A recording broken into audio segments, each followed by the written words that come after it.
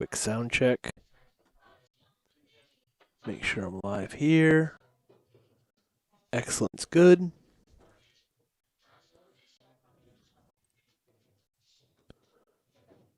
Don't forget, guys, please like and share the stream. My name is Steve Death in the booth with you guys. As Chris Freeman is away for the night. Just going to do a quick double check on the sound.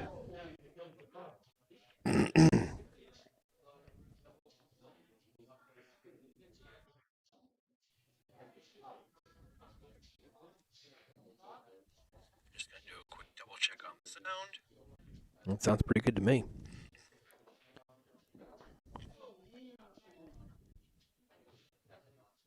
Okay. Tonight we have Michael Randall, O'Connell, and next week we've got Charlie Gray versus Eric Nichols. I guess Freeman doesn't have a picture for Eric yet, so he needs to get on that. Speaking of getting on that, get on Friday Night Fight. Here's our Michael Randall, Brian O'Connell tonight. Charlie Gray, Eric Nichols, Eli Davenport versus Jared Boyd. 4-3, Dennis Daniels, Josh Skian. I murdered that last name. April 10th is to be announced for that. And April 17th is that's my match. I'm playing against Giuliano. I'm not even going to try his last name because I'm going to murder it. We are live on Facebook and YouTube.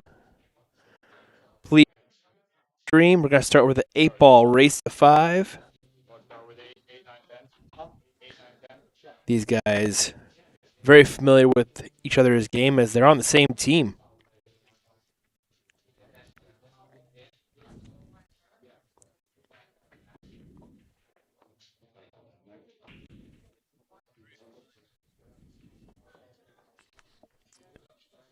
So feel free to, like I said, like and share the stream. I'm going to do that as well. That's not doing it. This card.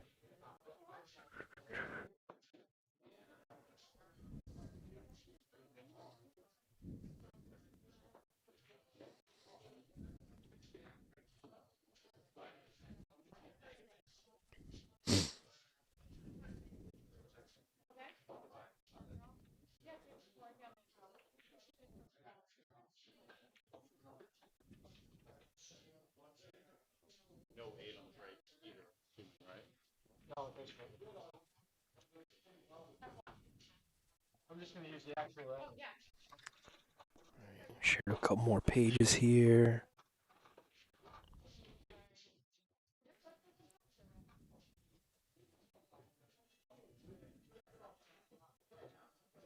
Should be good. A couple more viewers jumping on. And here we go. The first rack of 8-ball. Don't forget, guys, we are live on Facebook and as well as on YouTube.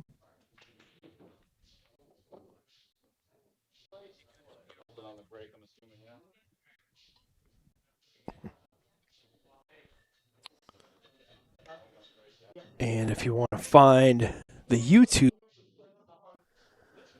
I can actually help you out with that. One quick second.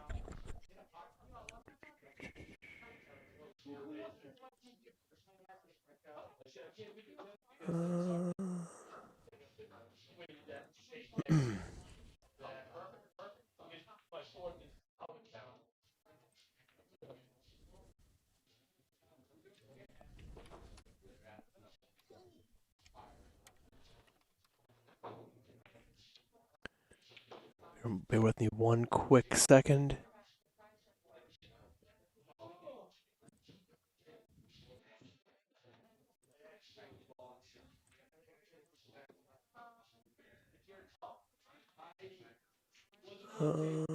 Where is...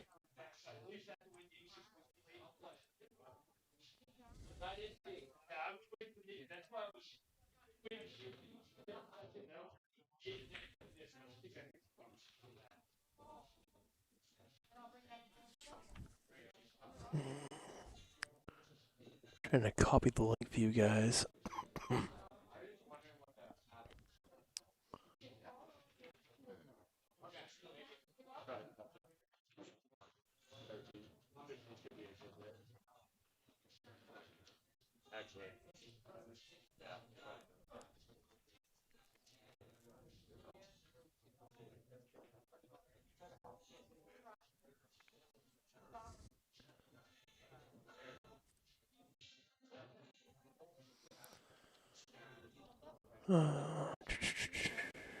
Where is it?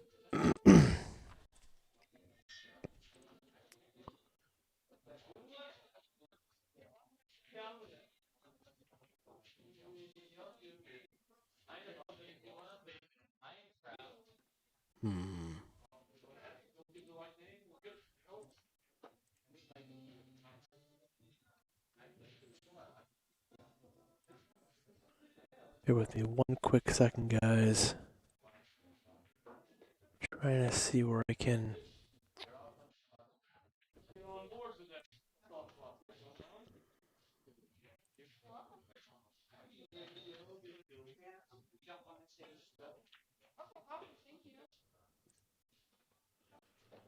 Trying to see where I can copy the link.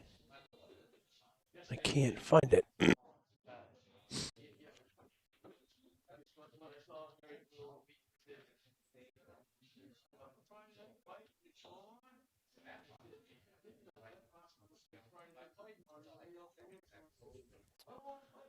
Uh,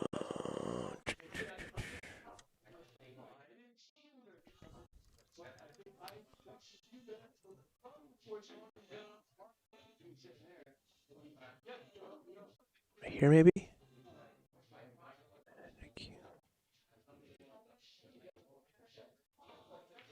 Oh, I got it now. Do it.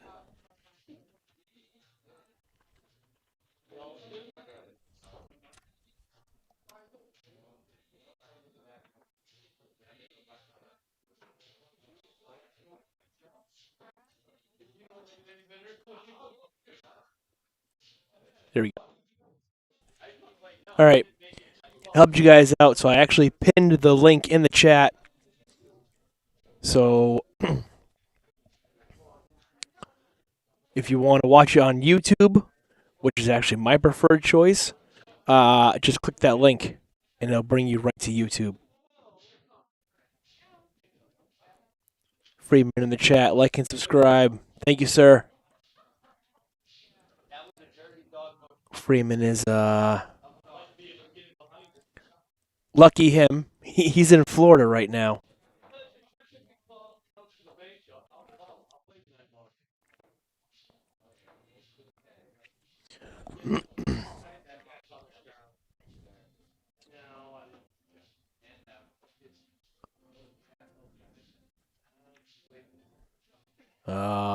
Michael just caught the point there on that side pot. So I believe Michael is an APA 5 and just became a 5, and Brian O'Connell, who's on your screen right now, is an APA 6/7. I think he's a 6 on paper right now. I'm not. Me on that. He's looking at this 9 ball, and yeah, I don't think he can see it. So he's going to play the green stripe to the bottom right.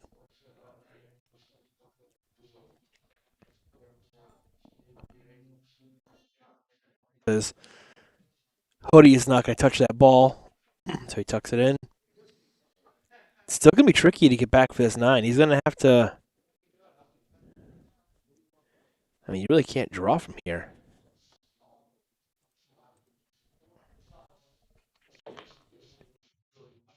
Did he find the window, or is the 1 ball going to haunt him? The 1 and the 4 ball get in the way. So if you're just joining us, my name is Steve Sutton, Sutton Death, in the booth with you guys. Chris Freeman is in Florida for work.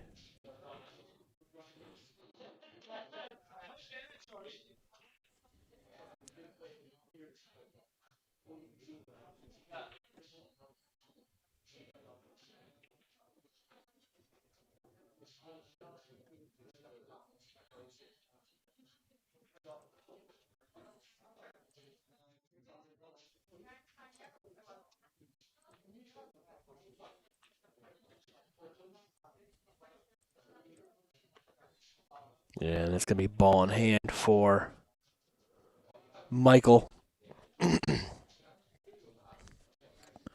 Let's see what he does here.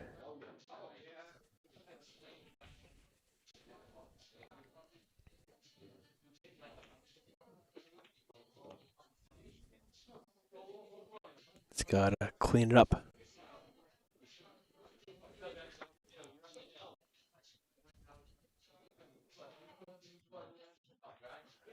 I don't think speed will be that big of a problem for him, but he was actually practicing when I got here.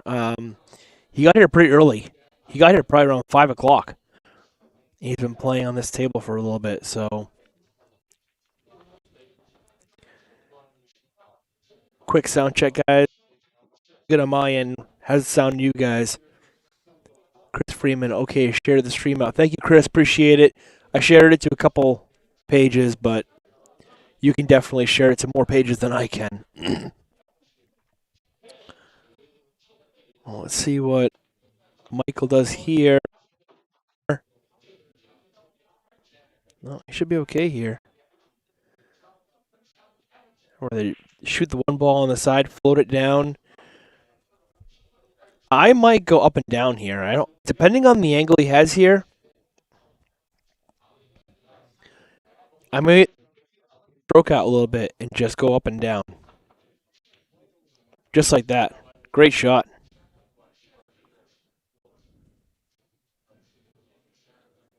Pardon me. Just a simple stop shot here. A bit of draw.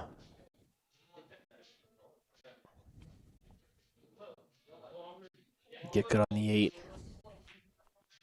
Decided to follow it, and he's not going to hate it. He didn't really leave Brian an easy shot. Brian might have to play safe here.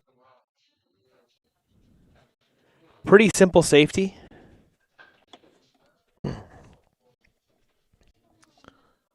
He can just come off this end and leave the 9 right there with the cue ball right here.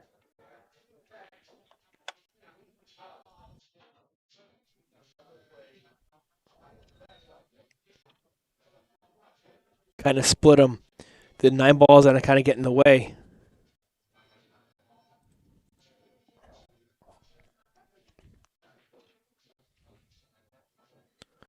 Well, that's going to leave Michael a bank here.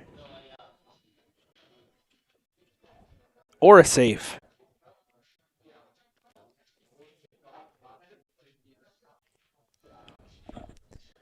I mean, honestly, I think I just go for the safety here. The safety is pretty easy.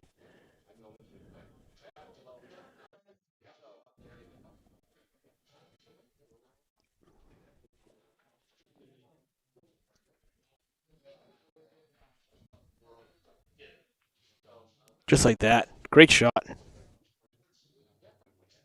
Great speed.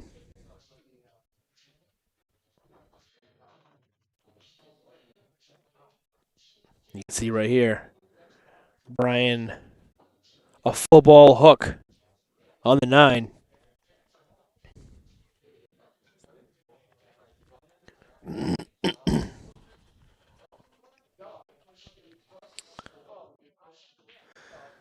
I mean, they did say they were going to allow jump cues, but Brian also told me he's not very adept at jumping.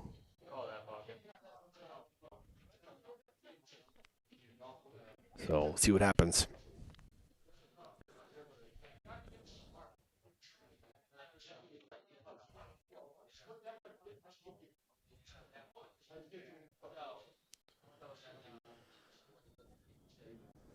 Brian taking his time here.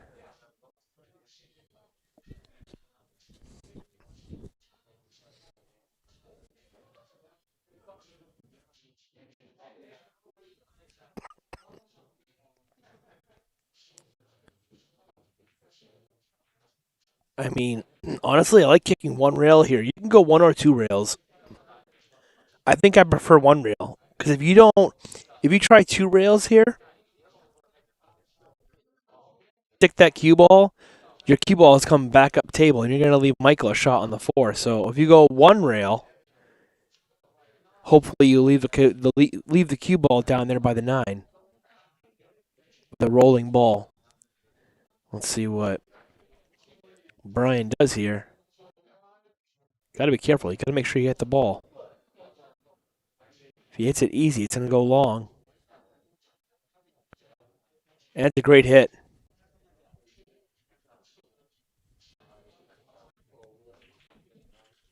Very nice hit.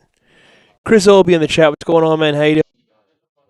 For those of you who don't know, Michael Randall is Chris Obie's nephew. So I'm sure Chris would have loved to have supported his nephew, but he is working today.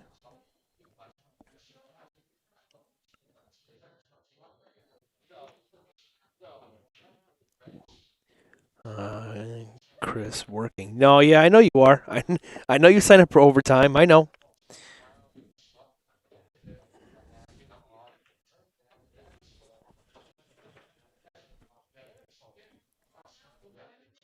Golden opportunity here for Brian to draw first blood here. I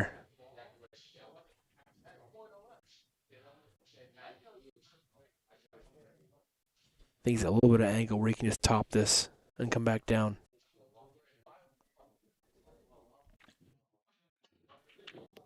Just like that. Great shot. Frank Flick in the chat. What's going on, man? How you doing? Appreciate you jumping in, watching the stream. Feel free to share it on your page. Get the likes out there. You can watch it on Facebook and on YouTube. Go on YouTube, type in Sharkys Billiards in the search bar, and it should come right back. Should come right up. Or I helped you guys out. I pinned the link in the chat. All you gotta do is just click the link. We'll bring you right to the YouTube page. And Brian missing the 9. And now it's Michael with a golden opportunity here to draw first blood. Shoot the 4 ball. It's not bad. Hit that a little bit. If you hit that a little bit thinner, the cue ball. But this is still a shot that Michael is favored to make.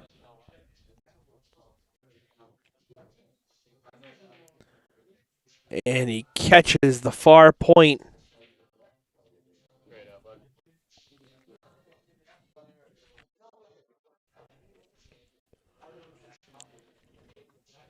These are tight pockets.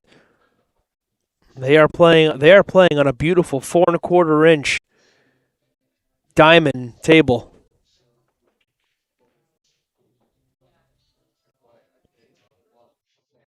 What Brian does here. Brian puts it down. And he draws first blood. My name is Steve Sutton. Sutton Death in the booth with you guys. Chris Freeman is away for work. You're watching Michael Randall versus Brian O'Connell. And next week, we have Charlie Gray versus Eric Nichols.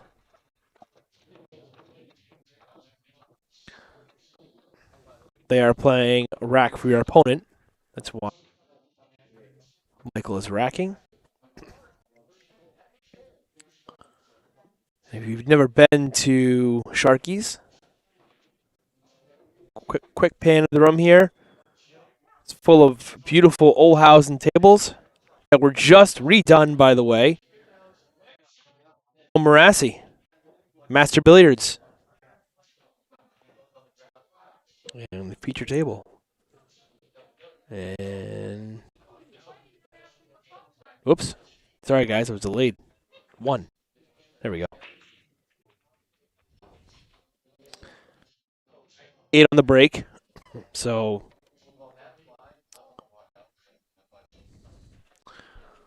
Uh, I think your mic is Chris in the chat. I think your mic is too loud. You keep cutting out.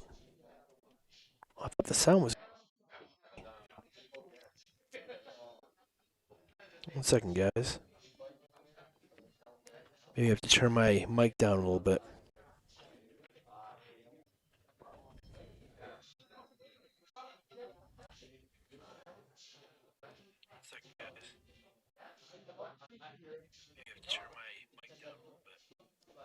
Well, sounds good to me. I don't know.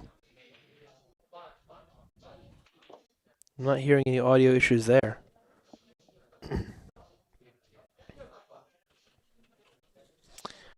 Frank Flig in the chat asking Fargos. I don't believe their Fargos are quite accurate. They're not established. So, like I said earlier, Brian O'Connell I think is a APA 6/7, and Michael Randall just became a 5. And like I said, if you look up their Fargos, I think Michael Randall is like a 360, and I think Brian O'Connell said he was like a 575. So like, but again, I don't think those are accurate.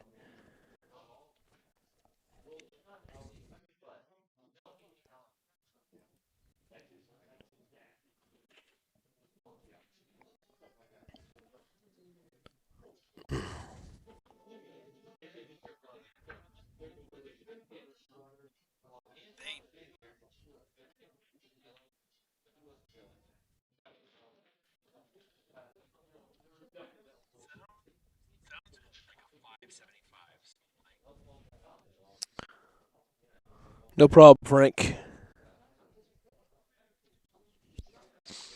Yeah, and like I said, these guys are teammates too. So I think there's definitely some bragging rights on the line here. Great shot there from Mike. And from what I heard earlier, Mike played APA 9-ball last night, and he was killing it. I don't know if the other person came back and won, or if they just started making a comeback. But from what I heard, he was absolutely killing it in 9-ball last night.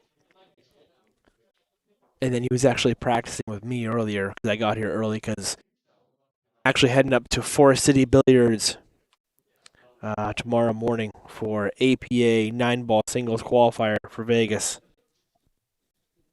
So I wanted to do some drills and some practice.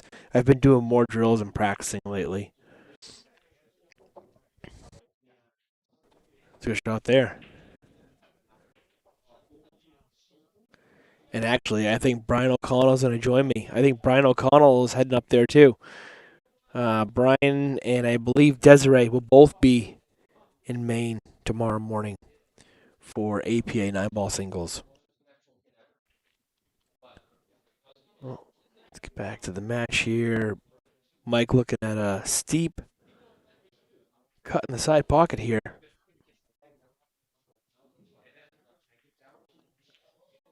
Oh. Tight side pockets. I mean, all the pockets are tight, to be honest with you. But especially the sides. And when you incorporate speed into it, it just makes it that much harder.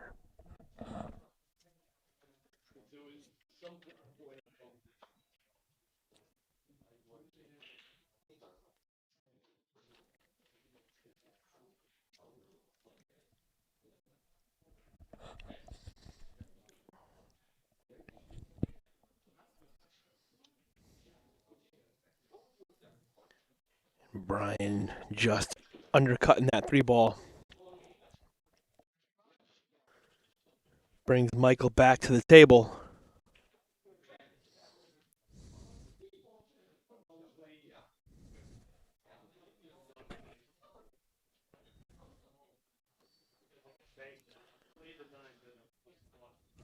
Eyeing up that 14-ball in the corner.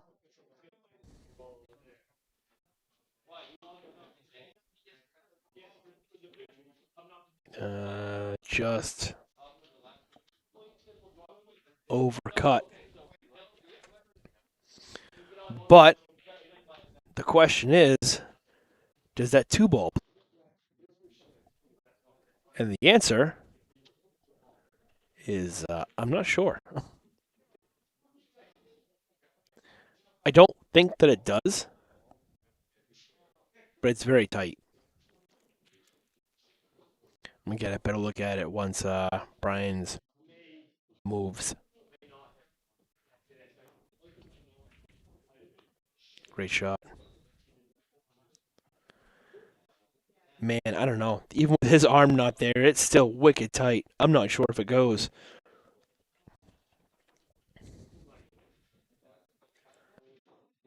Honestly, I think he's looking at it, but I think here's where you play the 7 into the corner and come this way and break it out.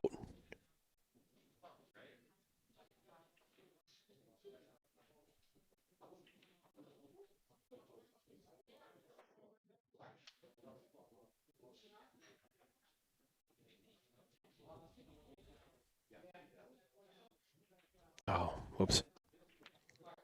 Which is exactly what happened. I actually didn't get it on. I drew it on the video pencil, but it didn't show because why. I didn't have the right layer highlighted, unfortunately. So, oops. Frank, I'm playing at Winnie Bar and Billiards Laconia tomorrow for a 500 Fargo Iron Tournament.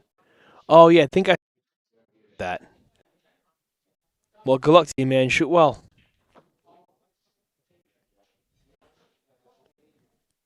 And Mike looking at this on the side. Woof. Nice touch there.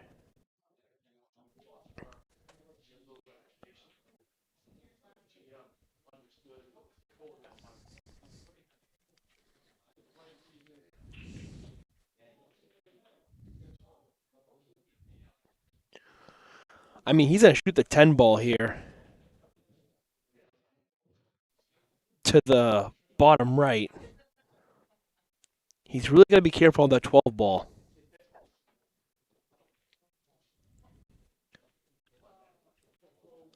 Because obviously it doesn't go to the top right because the 8 ball is there. So I'm kind of curious here. It's going to be hard to avoid the 1 ball. And he did avoid it and played a great shot. Narrowly avoiding that 1 ball. With inside. Not an easy shot. And Mike, shaking his head here. Honestly, I think the shot here is the side pocket. You shoot this ball on the side and come up and down. You got again.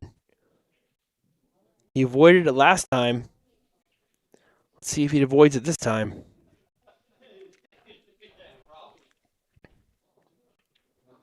And he did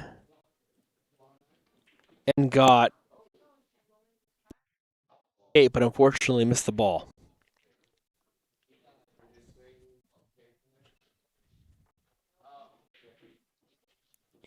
But that's why I said, like, honestly, I don't think Mike is a 360. If I need a 360 on my team as far as Fargo, picking him. I mean, but like I said, he's not established either. Brian said he thinks his Fargo is too high. Mike thinks his Fargo is too low. So, and they play on the same team.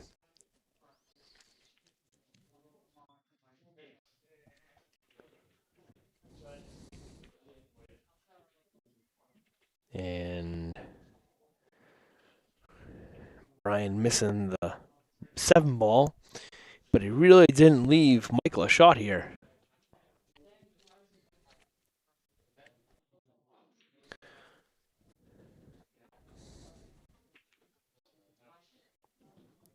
I mean, maybe a bank.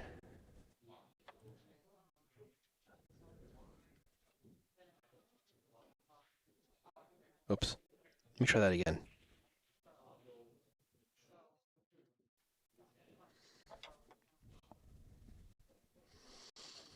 That was a horrible, horrible drawing. Hey, you know what? I'm a pool player, not an artist. I think that's what he's going for. I think he's going for the bank. Goes for it. Goes a little bit long. Let's see what Brian does here. Not a bad attempt. I mean, if you the ball goes into the bottom side pocket, so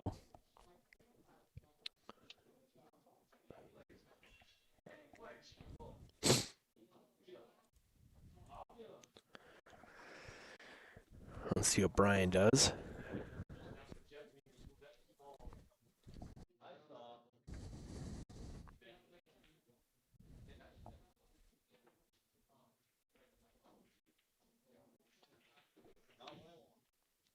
Tries to cut the one, just narrowly misses it. And is he going to leave Michael a shot?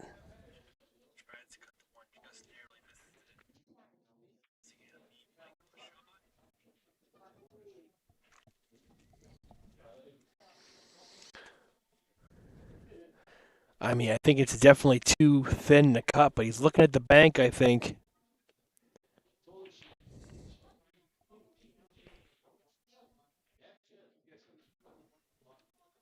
Looking at the bank cross-eyed.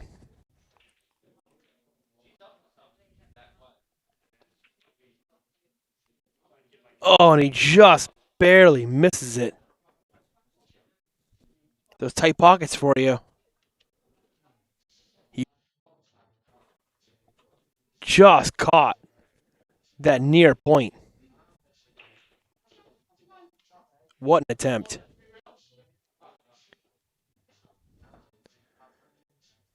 Brian with another chance here to extend his lead.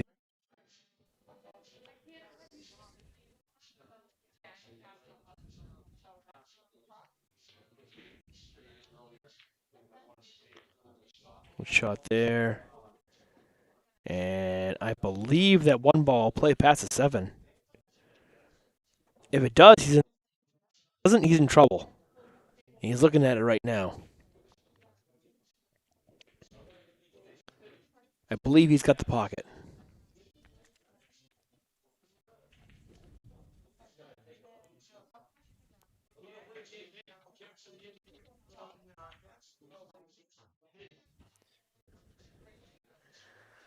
I mean, I think he did. It was definitely tight.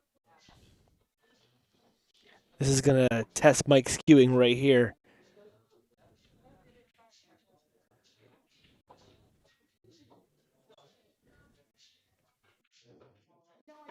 Yeah, I mean, if you roll this in, you got to just make sure you're not on top of the 8 here. And exactly what he did. I mean, great shot to make the ball, but unfortunately the tangent line was going wrong. So it's going to be hard to avoid that. Or you put it with a little bit more pace on it and bump the 8 so you're not like right on top of it like that.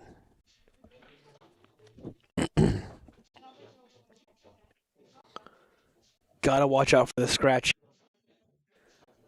He's calling the 8 to the bottom right.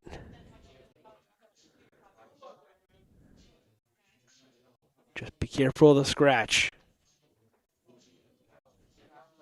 He's getting a bridge. Take a look at it from. I mean, nope.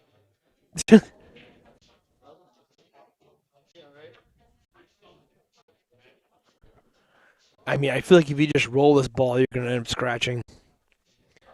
So he's gotta maybe put some draw on this, or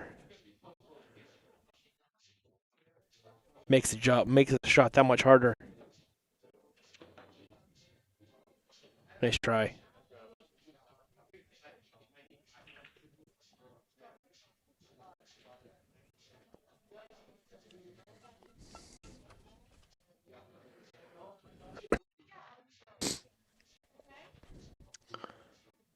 Well, I think Brian's got sight on the 7 ball.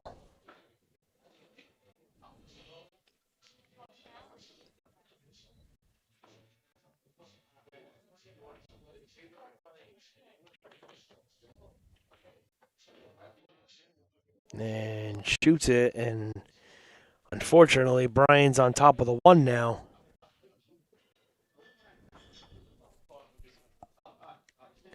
I mean, this is really steep in the side if he takes this on.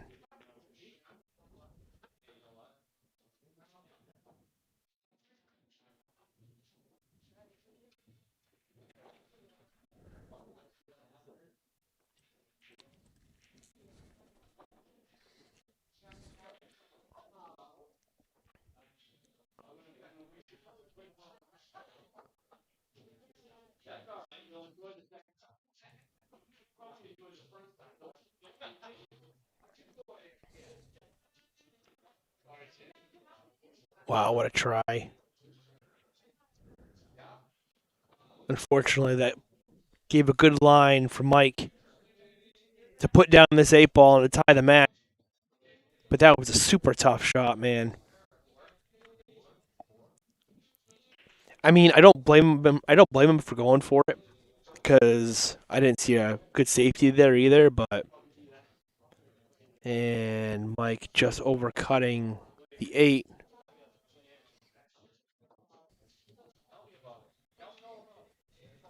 Now I think Brian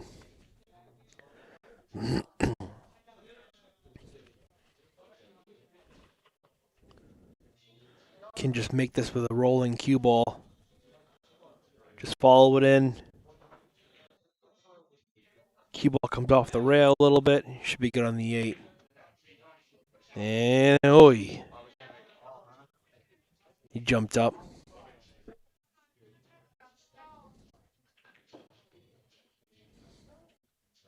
Yeah, he jumped out of his shoes. He got to stay down. Here we go. Mike, again, another chance. And he overcuts it.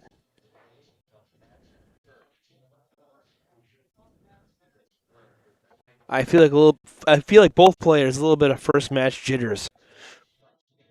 First couple racks. Just getting used to the table and the speed and the balls.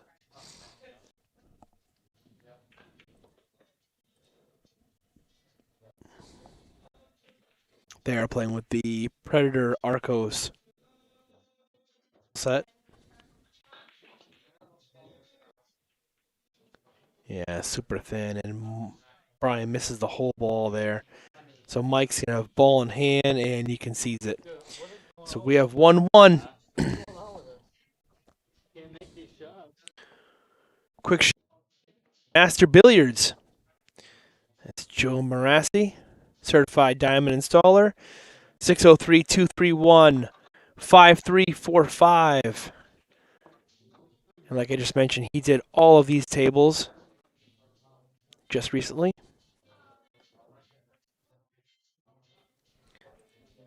You're watching Friday Night Fights. Right here at Buster's. I'm sorry. I do that because it says Buster's and I'm looking at it. We need to change that. With the old name. This is obviously Sharkys Billiards. I apologize for that.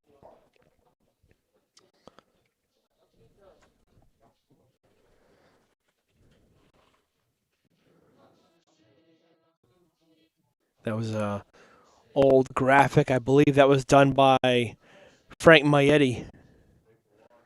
Who created that for Friday Night Fights. We just need to fix that because it is no longer Buster's. It is Sharkys Billiards in beautiful Somersworth, New Hampshire.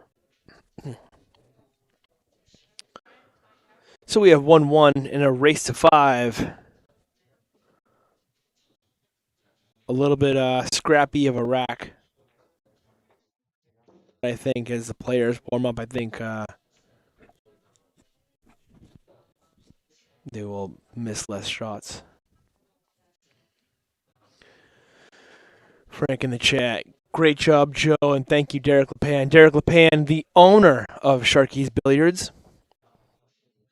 He's not here tonight because from what I understood, from what I heard, he's working a double tomorrow. He's here from open to close tomorrow, so he's probably home resting. But I gotta tell you, if you've never been here to Sharkys Billiards, you gotta come down. Has done wonders with this place just within the last year. Um, tables play great. There are less tables now, but there's more room. It's more spacious, more room between the tables. The tables play great. Like I said, this is their stream table, 9-foot diamond, but they have 9 other tables in here that are Olhausens that were just refelted.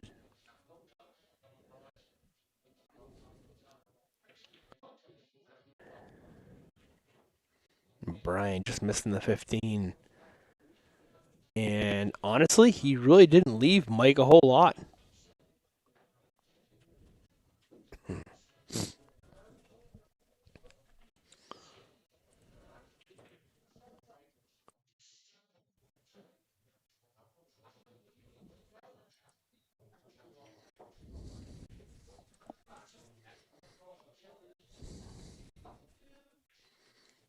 I mean, I don't even know.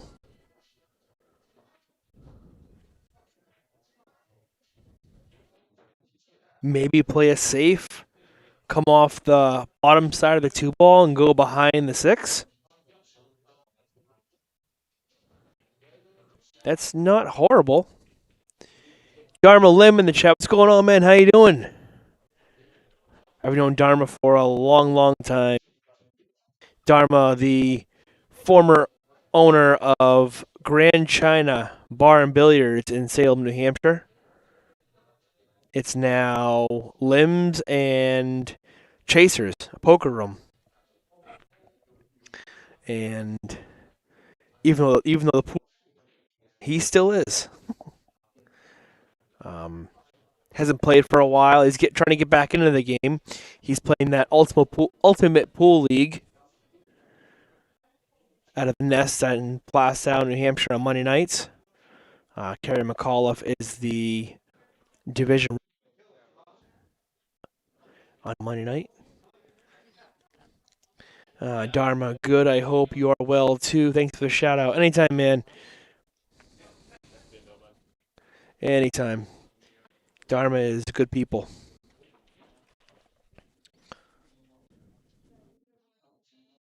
And yeah, I can't complain. Honestly, I'm probably playing some of my best pool right now. I just came back from Vegas a couple weeks ago. Josh Taransky is my captain, and we played for our 10-ball team. Took third, fourth in the nation, winning $4,000, and divided by 8, so $500 a person. And then I played 8-ball singles out there, and honestly, I feel like I did very well. Finals and walked out with like $700, so I felt pretty good with that. Made some good key shots, and I've been doing more drills now and trying to work on my consistency, and I feel pretty good. What did I miss? Chat. Sharky's Billiards, Somersworth, New Hampshire. Awesome tables, great food, great owner Derek LePan, and a lot of great pool players. 100%. I definitely could not agree with you more, sir. Dharma, when are you joining my team? You know, man, I gotta tell you, I get, I don't know, a couple times at least a week to join that league, And to be honest with you, I just don't want to play any more League. I play Tuesday and Wednesday. I play Tuesday APA out of the Nest in Plastow, and then Wednesday USAPL out of the Nest in Plastow. Um, and I'm working more on my tournaments and drills and practicing, and I just don't want to play any more leagues, especially three nights in a row. It might change later on down the road, but right now I'm just really focusing on my and whatnot. So,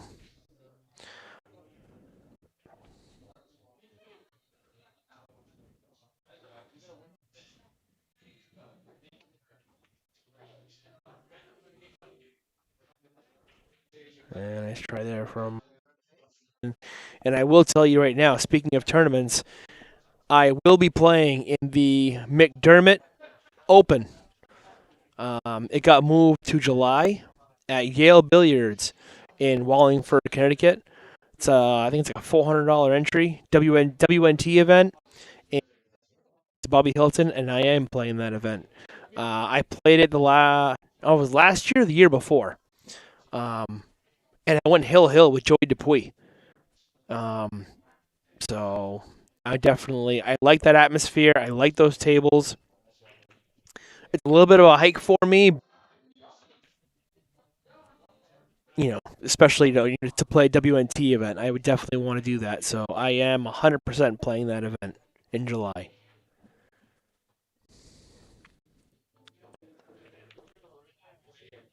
And nice shot from Michael on the 5 ball sliding down.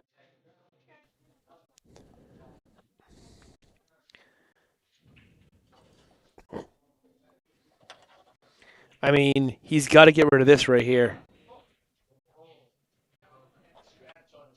That's his problem.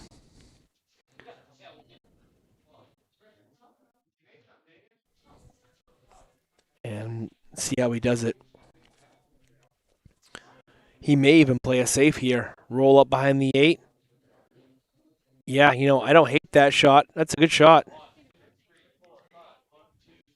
He did leave Brian the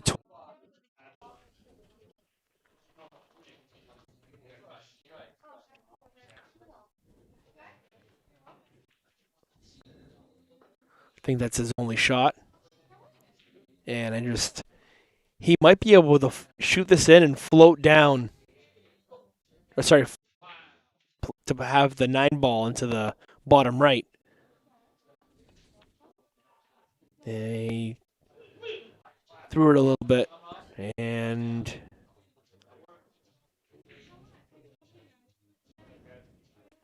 didn't really make matters easier for that 1 ball.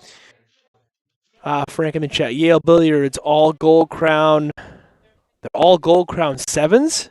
I did not know that. I also think they did away with the gray. I don't think they're gray anymore. Correct me if I'm wrong, but I don't think they're the shark gray anymore. I think they went to turn. I haven't seen for a little bit, but I'm not sure on that. But I thought I heard that they got rid of the gray. Speaking of the owner, Derek LePan in the chat. Sutton Death, that is me, sir. How you doing? Freeman tonight.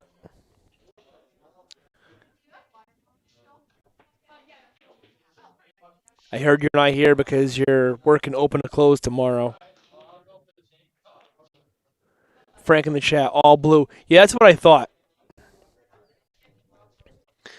I don't mind the gray.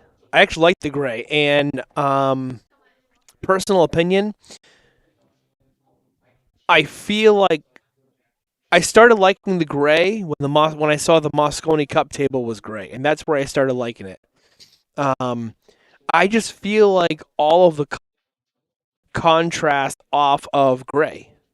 You've got blue, you've got your 2 ball. You've got green, you've got your 6 ball. You've got red. I've played on red before. Thank you, Dharma.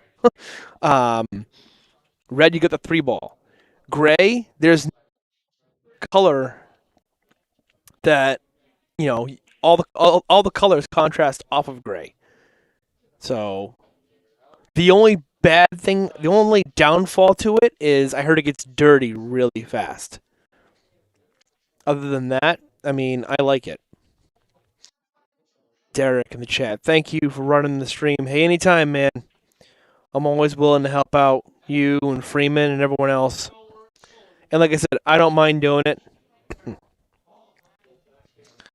I like doing commentary. I watch quite a bit of pool myself, so lingo is second nature to me. I mean, I'm no Double J or Scott Frost, but I try. Double J, Scott Frost, Sid Waddell. Now I'm showing my age. Sid Waddell even is. Jim White. So, but I will say, probably my favorite pool commentator, Double J. And Carl Boys is pretty good too, but I like Double J. Uh, Derek in the chat, I'm considering table 1 a different color in 6 months. A different color, huh? Care to share what color that is? I'm green. Well, I think you just answered my question.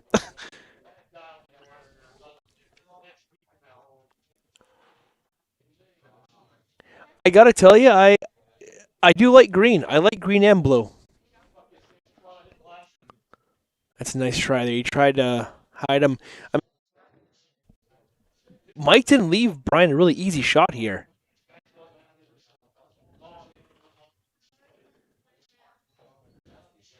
Yes, old school green.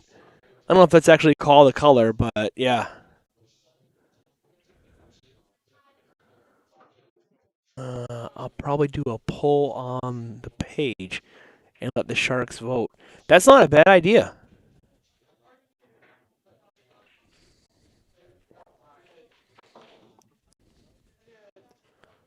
Smart shot there from Brian. It's a good cue ball. Leave the cue ball up top. But here's the thing, though. If Mike doesn't like any of these shots, he can take his cue ball and roll it right here and leave it on the rail, and he may even get it behind the 8 ball.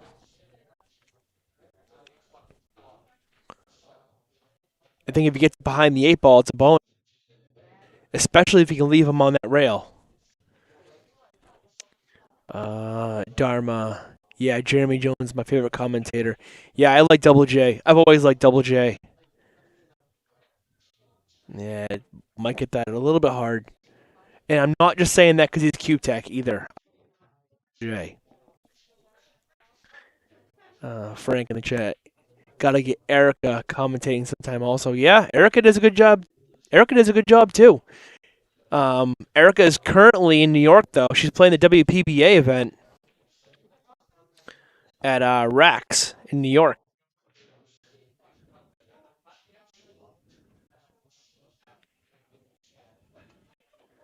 And from what I understand, she's still in the tournament too.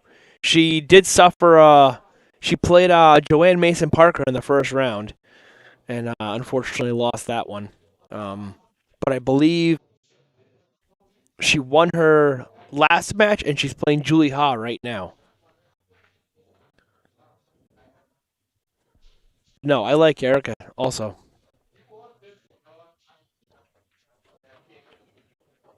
There we go. Brian going up.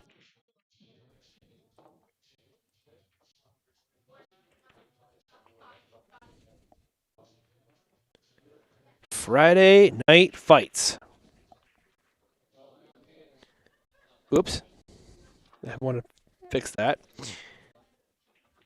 You're watching versus Brian O'Connell, and next week, Charlie Gray versus Eric Nichols.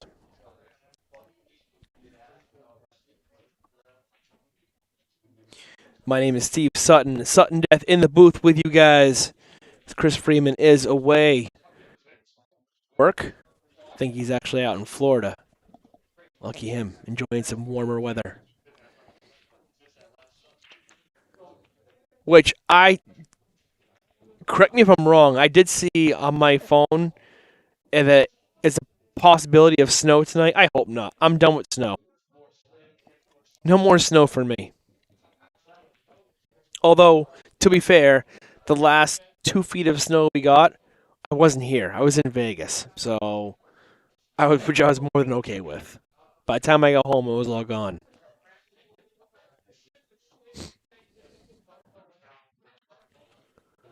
Well, we had a couple people in the chat watching. Derek said he wants to do a poll.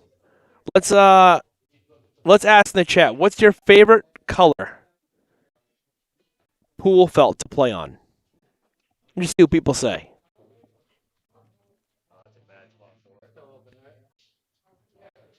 For me personally, I like tournament blue, and I do like green too. So I really can't vote on that. I like both those colors, and like I said, I like gray too. So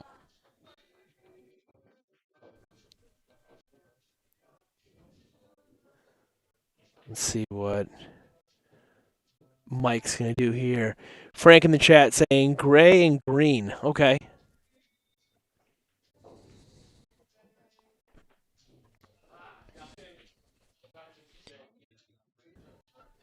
Yeah, like I said, I'll be honest. I really didn't even think about gray until the Moscone Cup table was gray, and that's where I started liking it. But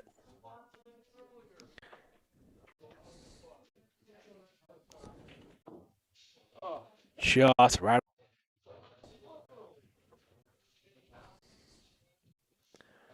kind of a messy table here.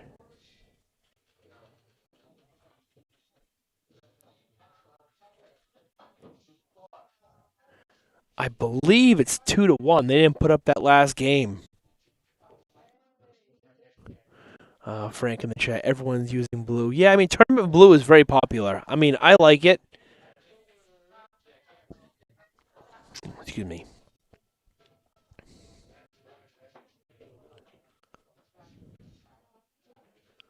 I don't want to put up their game for them, but it's 2-1 in favor of Brian.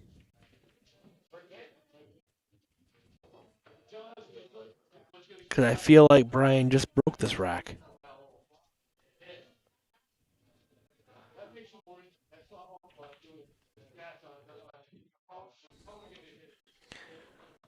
I mean, I'm looking at the tablet on the wall, and it still says 1-1, but I just don't think they changed it.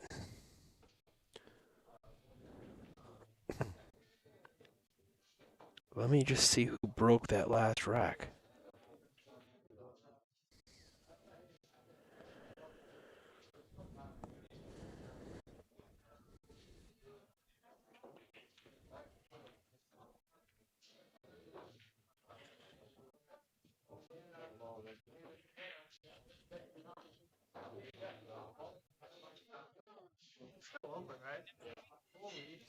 Yeah, Michael just broke. I'm sorry, Brian just broke that last rack, so I think it's 2-1.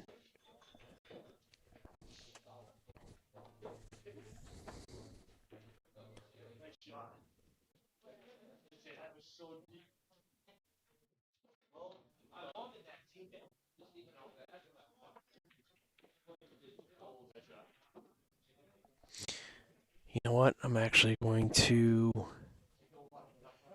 confirm with that. I'm gonna look real quick on YouTube too. So this was the first rack.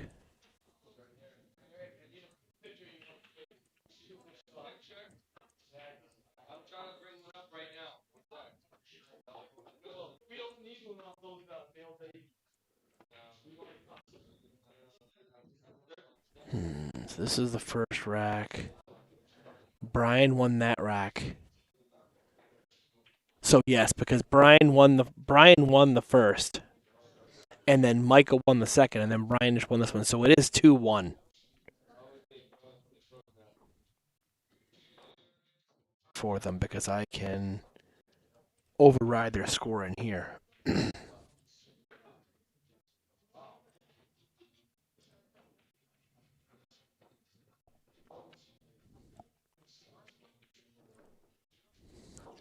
Because I have the power.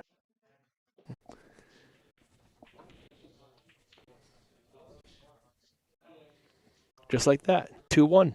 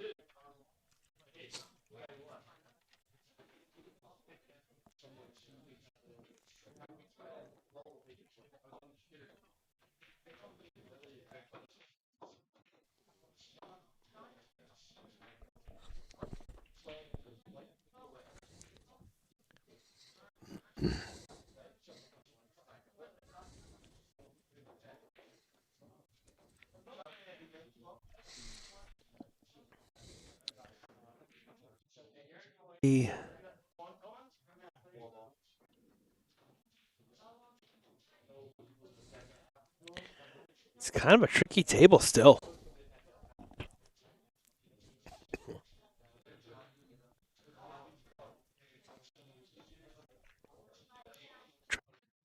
Missed it. And what's he going to leave? Mike.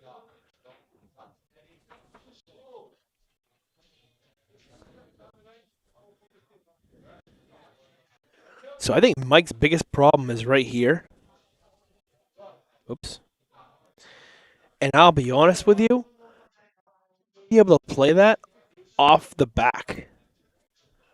You might be able to play the 10 ball off the back of the 8 and go in the corner.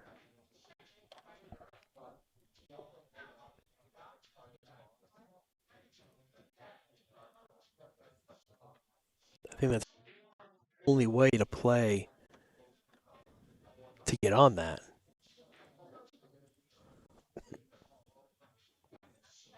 Oops.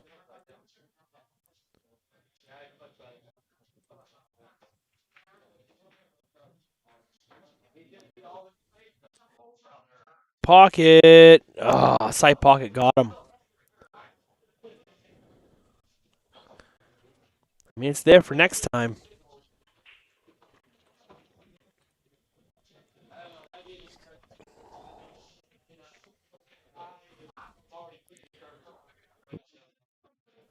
So, I mean, Brian can use the 5 to get on the 1.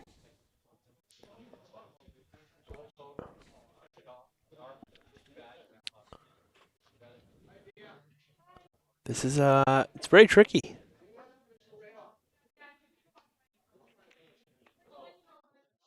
There. Shoot the 4, bump the 2 ball across table.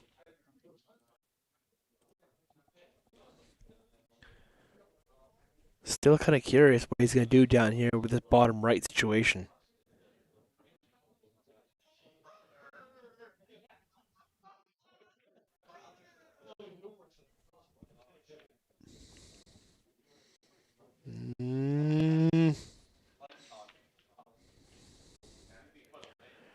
I mean, I think I might shoot the 5 now with a little bit of inside English and bump that 1 ball out of there.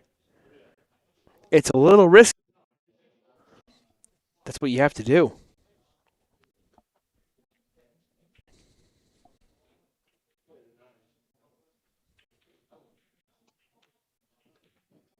Nice shot on the. Oh, wow. I thought he made that.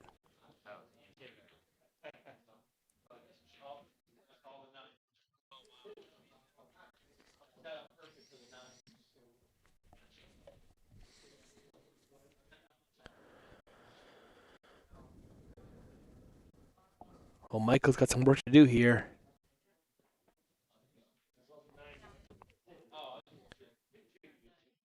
Now, Brian can either use the 3 or the 5 to get on this one ball. But Mike's looking at attacking. He's looking at shooting the red, off of here.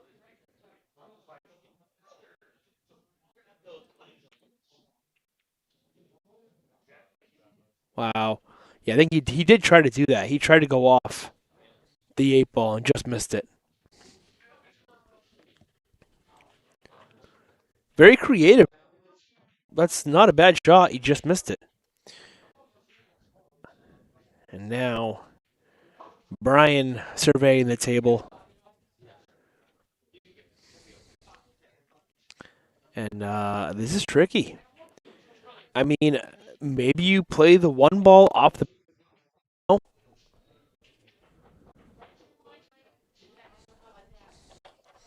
If you play the 1 here, off the back of the 8 and into the corner.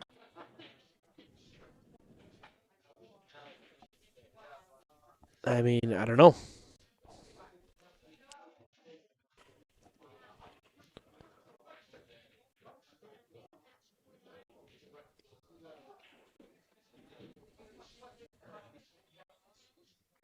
Oh, you play the 5.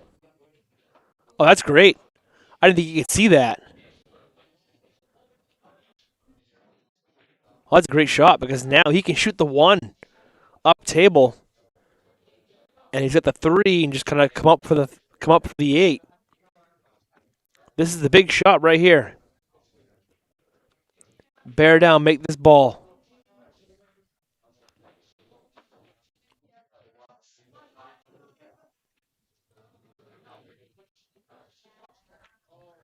And he caught it too thick. But the thing is, he knows Michael still has a problem here because of that 10 ball.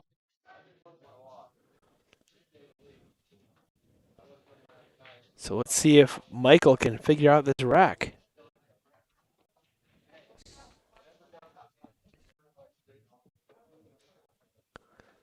Because now where that 1 ball is, the 10 ball doesn't go to the bottom left. He's going to try to play a safety here. Nip the 11, put the cue ball. No, that's not a bad try. He just caught it a little too thin, and it came up too high, and now Brian's got a shot here out of the.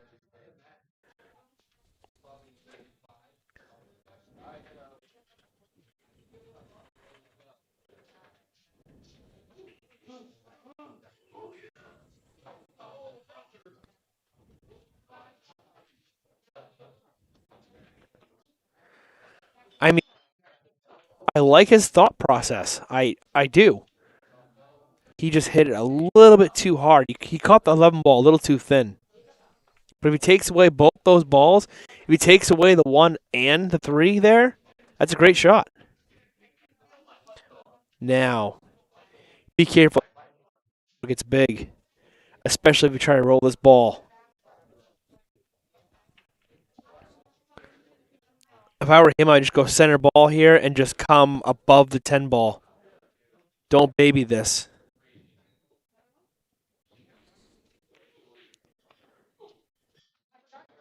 He's high enough.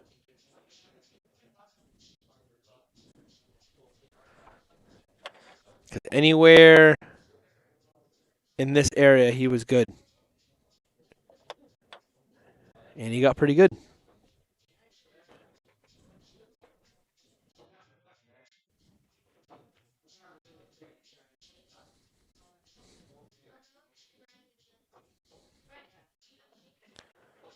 Down it goes. And we have 3-1.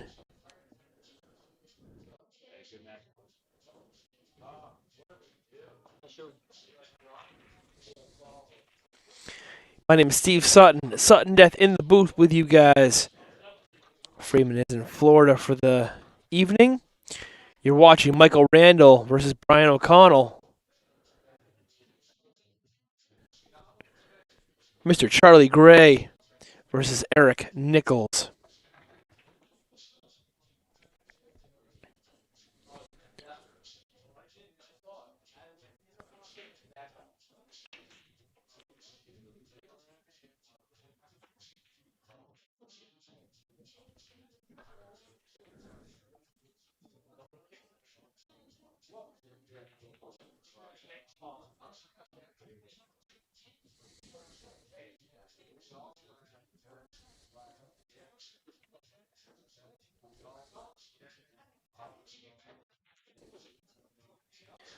I mean, let me see here. We have a quick bathroom break, it looks like. I didn't see them leave, but I don't see anyone at the table. A quick player timeout. But I just mentioned Charles Gray.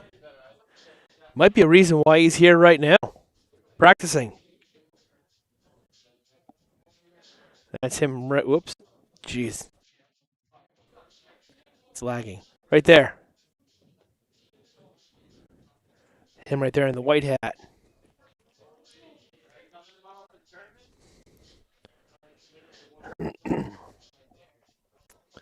Camera's lagging a little bit. Well, here we go back to the featured match.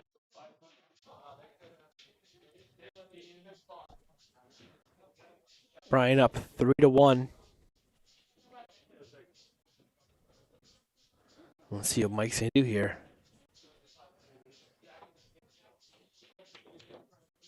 Nice shot there on the stripe.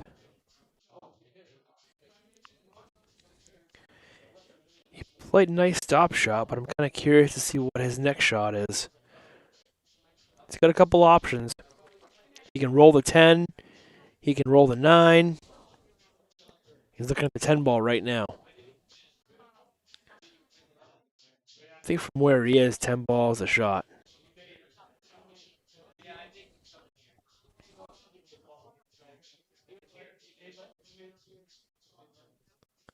Had he hit it? Pretty good. He's got a good eye. He's not afraid of rolling balls in. So let's see what he's going to do here. It's a tough shot here on the 14. He's cutting the 14 all the way up. Too thick. Got the rail.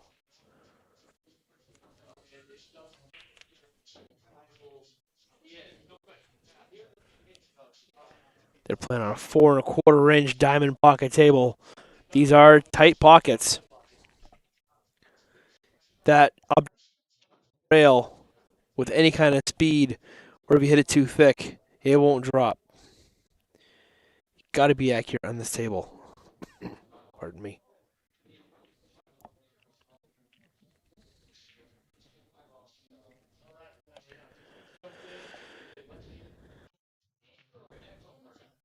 Nice shot there from Brian. Is he going to land on top of the 3? A little funny here. I don't believe the 4 ball plays past the 2 stripes. He might have a window, I'm not sure. A window of opportunity. He's going after the 2 ball here.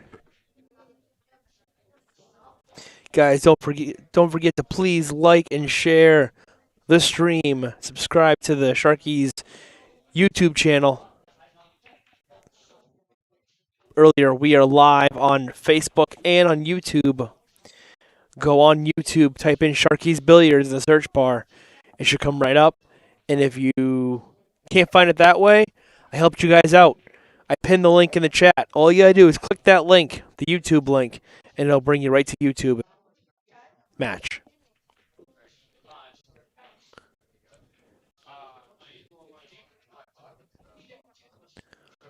Brian looking to go on the hill here.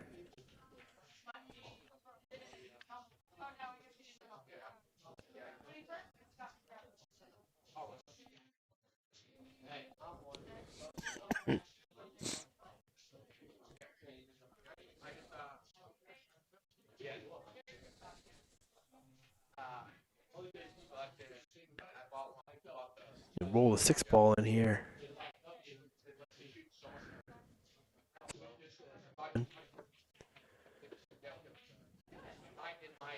Well, he definitely didn't roll it, and he powered it in. And I don't mind this. I think you roll the 3 ball on the side here, and you play the 4 ball after. If you shoot this 3 ball here and roll your cue ball down here.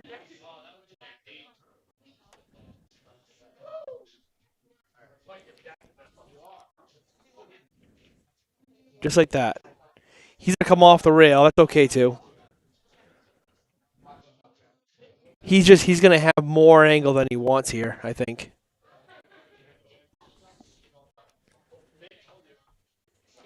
So he might try to shoot the 4 on the side and punch across and get the cue ball across table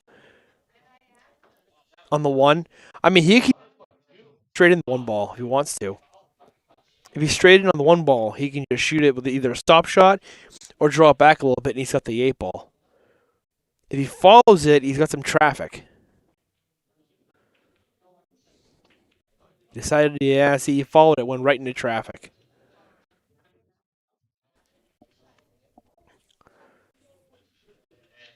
But again, I don't know if he actually had the angle to punch it and come across table.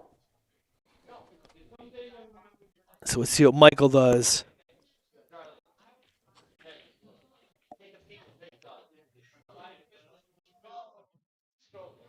Just looking at the 12 here.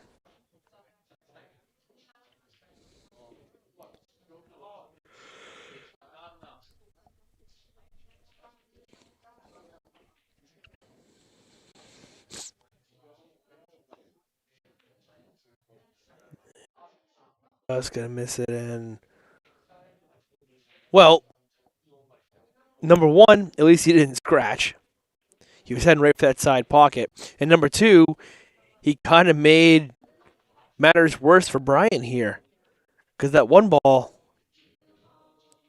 doesn't really.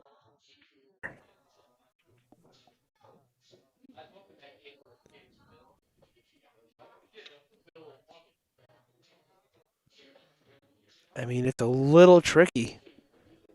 The 1 ball is tied up. He really can't see the 4. He might be able to see a piece of the 4, but not much. I think what he was just looking at was thinning the left side of the 1 and leaving Michael on the short rail, up on the top rail.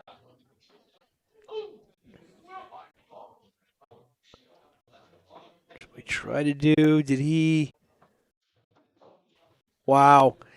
He locked him on his own ball. Look at this.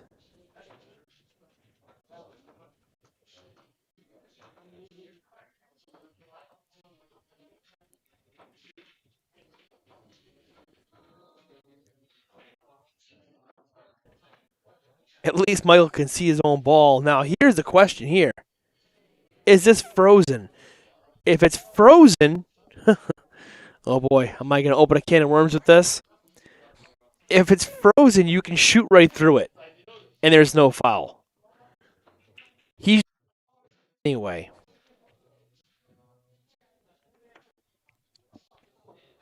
And he made it. Oh, I thought he made it. Great try.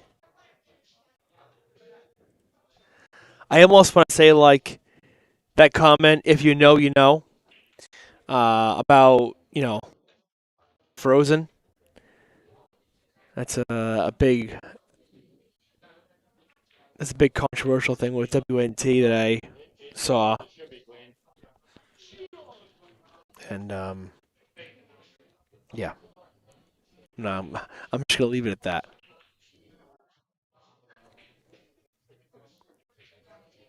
Let's see. This is going to be close.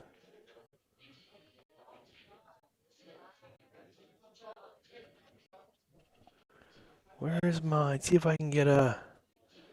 No, you know what? I think the overhead's a better camera for this.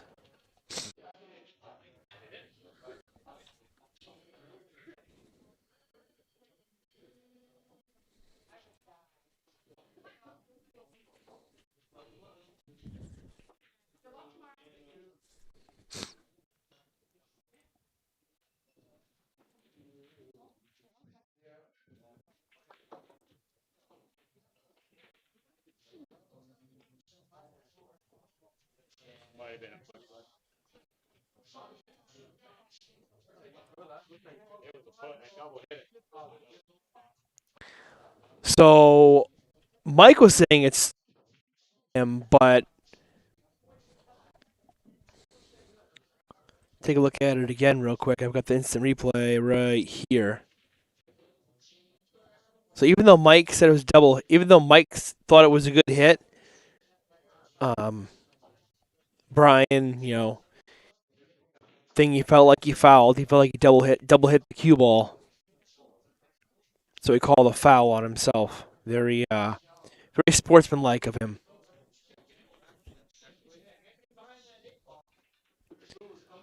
So kudos to him for doing that.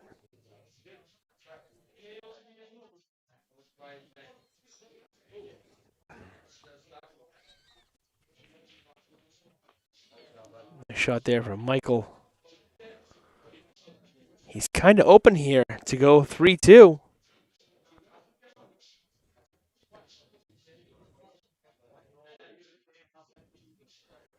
So it's a little bit tricky here what ball you want to use to get on the 8.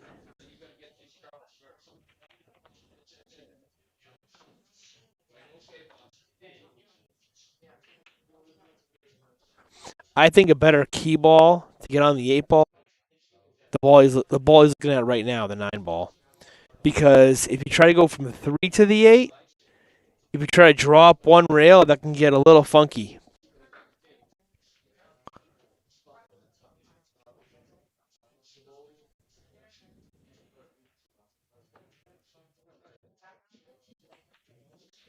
It's a good shot. And he's going to be really thin on this 11 ball.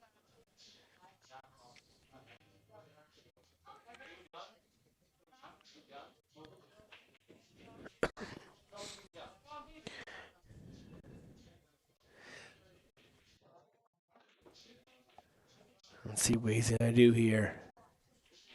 This is tough. There's really no safety here.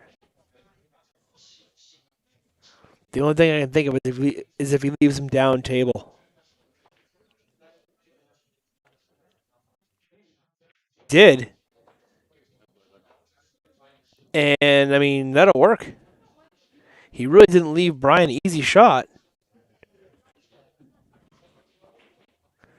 Now, does the 11 play past the 4? Take a look. Oh, yeah, it does. So Brian's got to be careful here. I think he wants to try to play the safety, but you got to be mindful of that cue ball. If the 11 ball goes, I think if Brian hits this one ball full in the face, then the 1 ball is going to come up and block the 11 ball. And he went that way, and hey.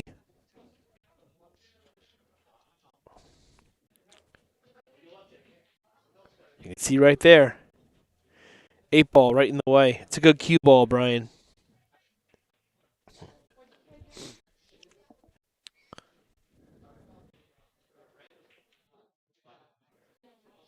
Is Michael going to try to mass say this?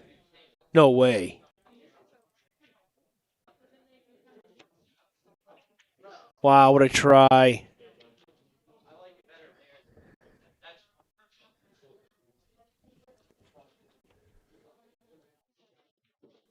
He just didn't get the spin on that.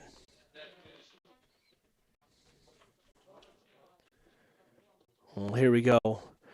Brian with ball in hand. And a great opportunity to get to the hill. Just roll this 1 ball on the side.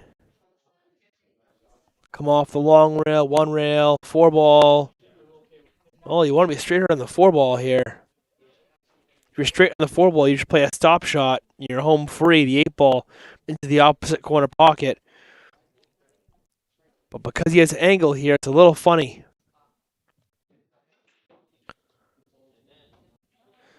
I mean, the shot like here, you can play this one of 2 ways.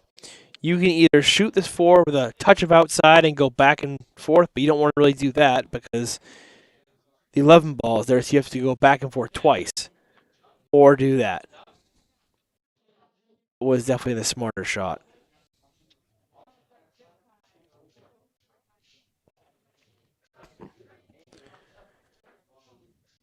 And here we go.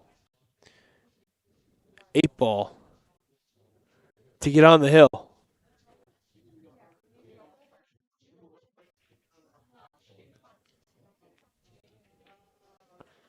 Down it goes. We got 4-1.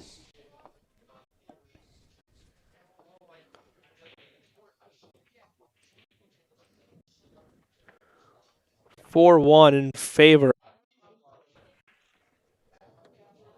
of Brian. Quick shout out to Steve Therian. Whoops, that one. Steve Therian, Therian Q's, 603-973-3571. Wicked nice guy. He was actually just here earlier. I was able to talk to him. These are all the tips he has, the services he offers. Again, 603-973-3571. And here we go. Brian breaking on the hill.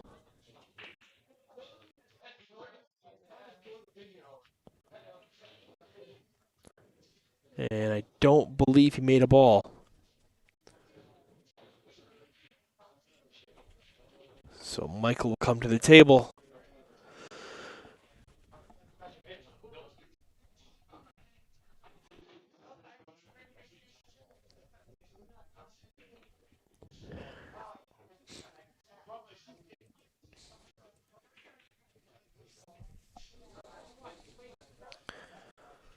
Looking at shooting the brown on the side.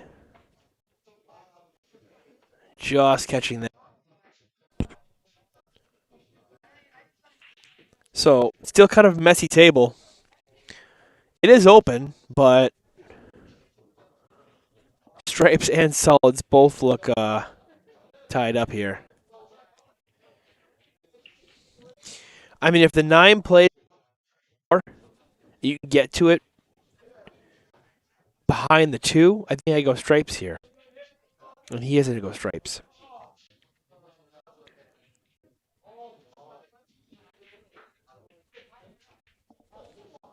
Nice shot.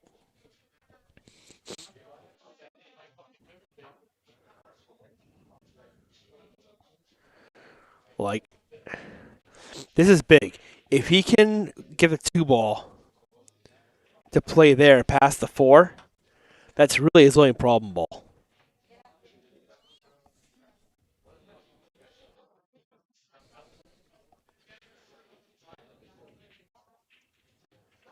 And tried to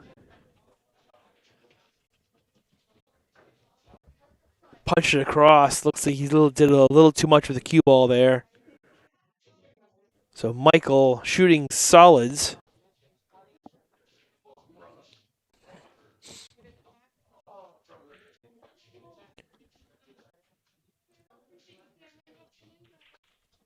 He overcut the 5.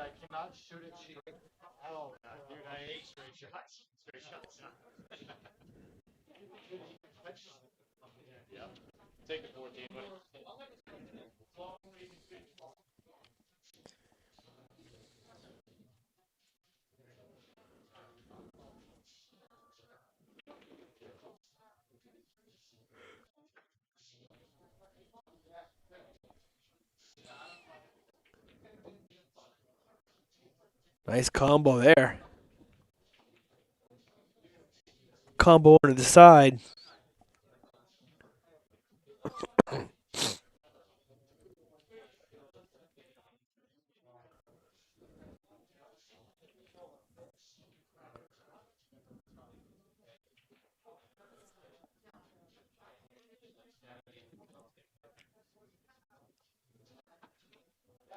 Well, I mean, his problem is still that 9 ball. And now I don't the 1, so he's going to have to break it somehow. Maybe with the 12.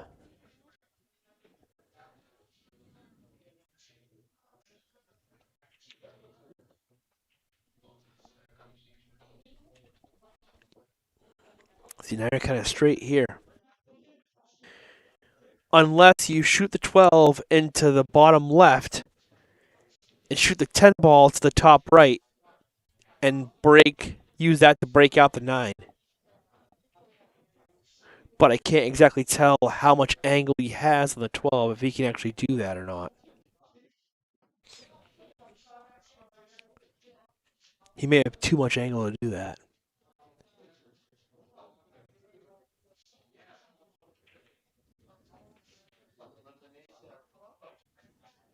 Eh.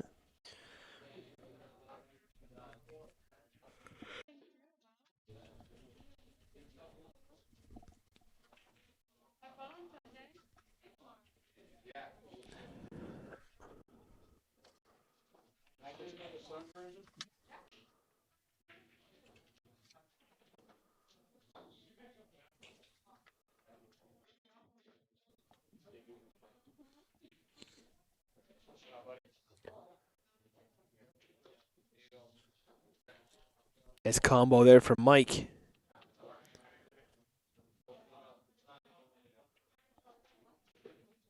Into that tricky side pocket.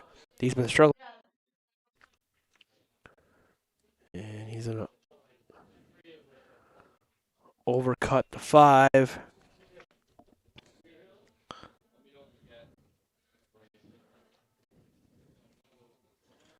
This is still tricky. This is not an easy table by any means.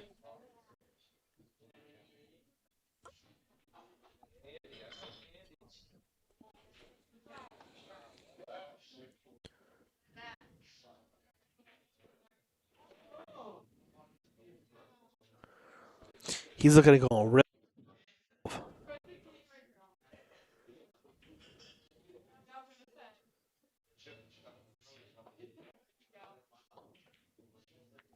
And gets it. What's he going to have? Ugh.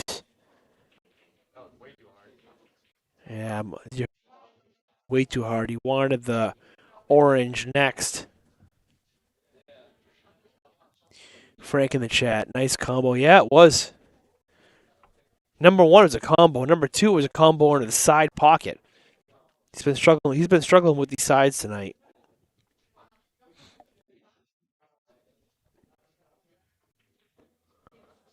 And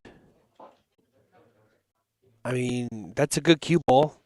He broke up his own. He broke up a couple of his balls and left the cue ball in a tough spot for Mike.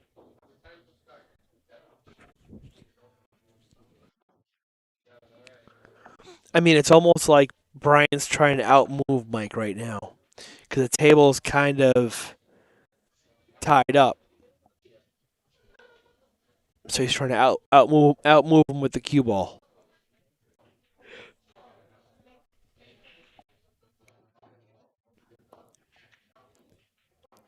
And nice try there from Mike, leaving the 7 ball in the corner.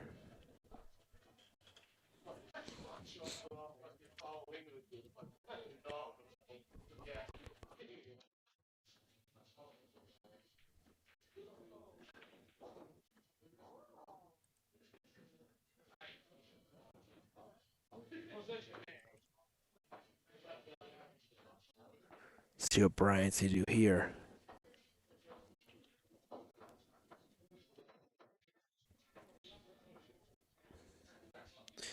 It's definitely a little tricky.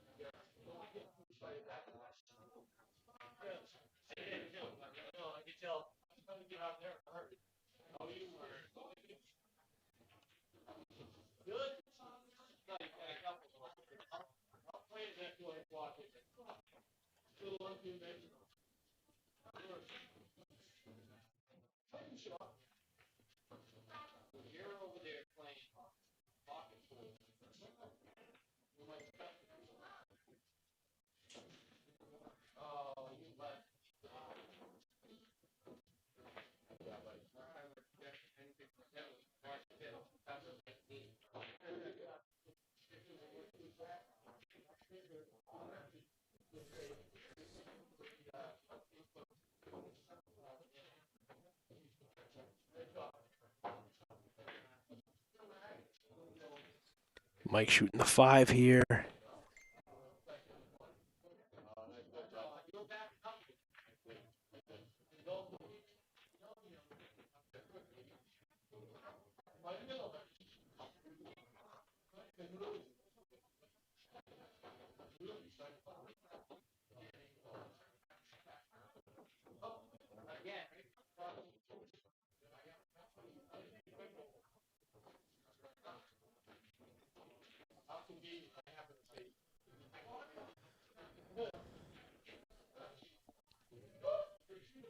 Let's see what Brian's to do here.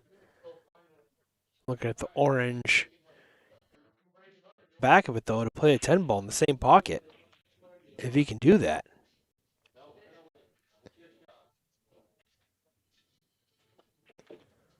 And he did do that. Nice shot there. Why didn't it take it? No.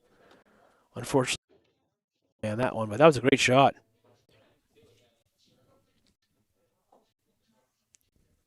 Kind of like a one pocket shot.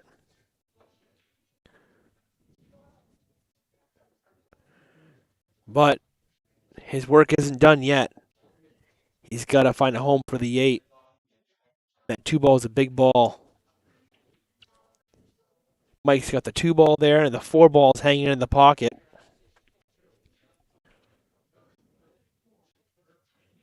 Let's see what Brian does here.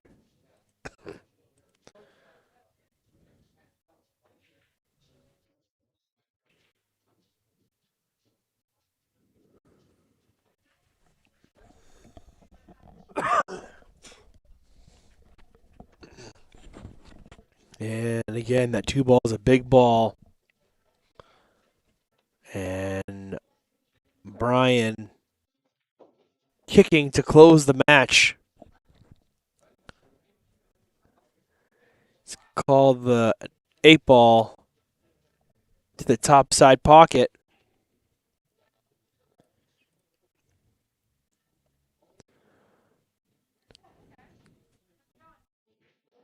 Let's see what happens.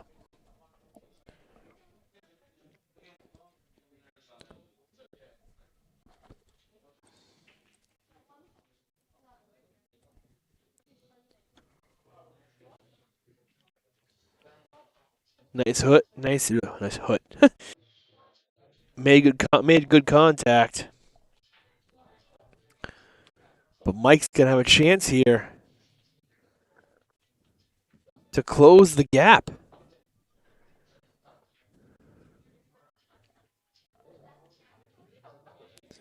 Let's see what pattern he plays. It's all gonna depend on the pattern he plays. Starts with the 2 on the side. I like that.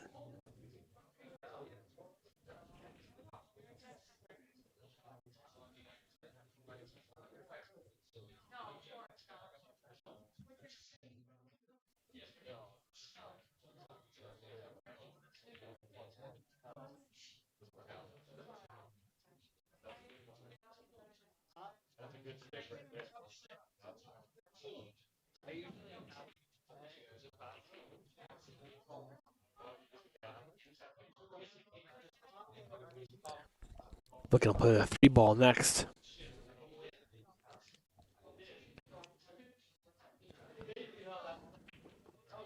Good shot. Oh, I mean, kind of curious to see what he's going to do here. I mean, I think he's going to go 5, 4, 8. You hate to leave your key ball a ball hanging in the pocket, because they always say that the hardest balls to get your shape on after is a ball hanging. See what happens.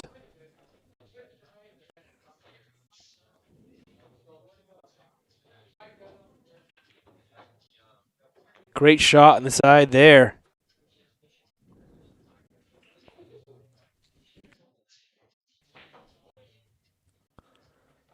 But again, it's all gonna come down. It's all gonna come down to getting position on this 8 ball, and it's not gonna be easy with a 4 ball hanging in the pocket.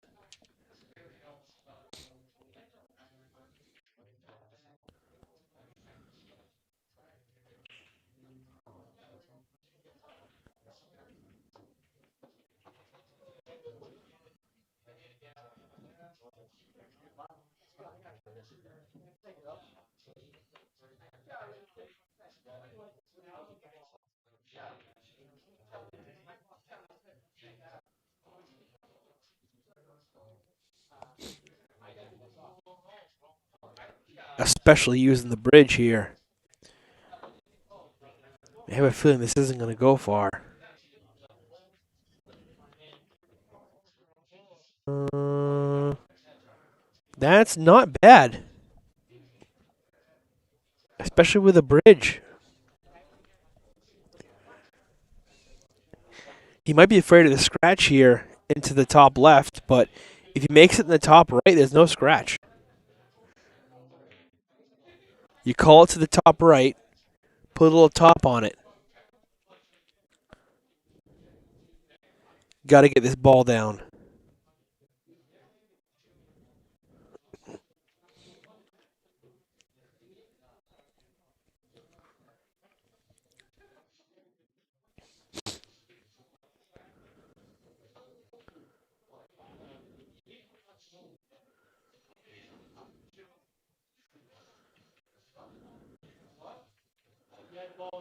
And, oh boy. It didn't want to go, but it.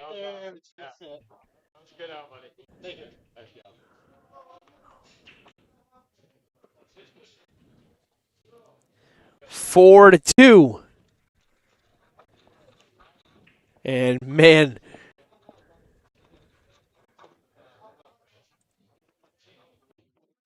I'm sure.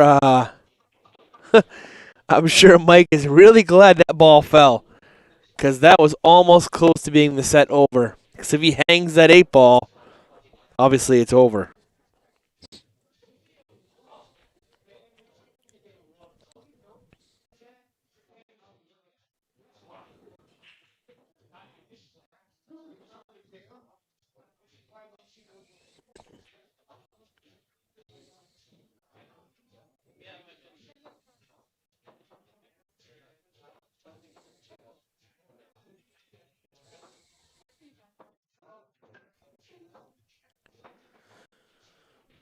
My name is Steve Sutton. Sutton Death in the booth with you guys. Chris Freeman is away, Florida for work.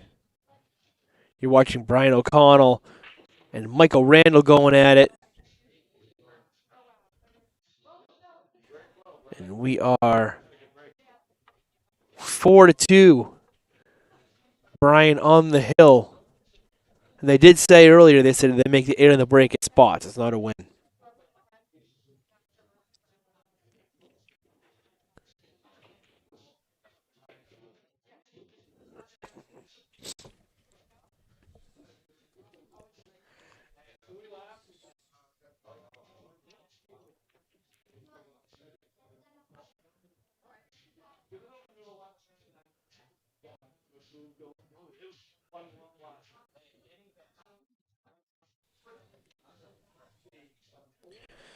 Let's see, Brian can pick this rack apart.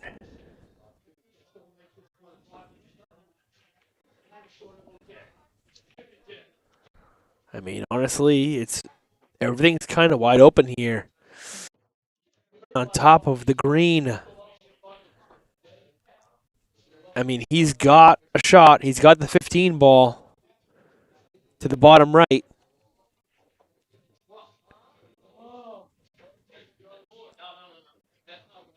Just kind of losing the cue ball a little bit. And that's going to work out for him, actually, bumping that 5 ball. Because if he didn't bump that 5 ball, that cue ball is going right to the bottom rail.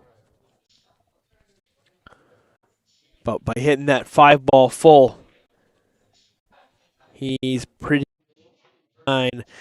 I would just... He's got to play the 14 ball to the top right. So he's got to get over there somehow. If he shoots the 9, rolls it down, maybe he shoots the 11 and draws a 14.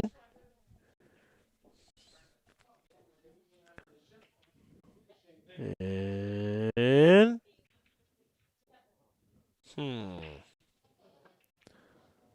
Things just got a little bit trickier.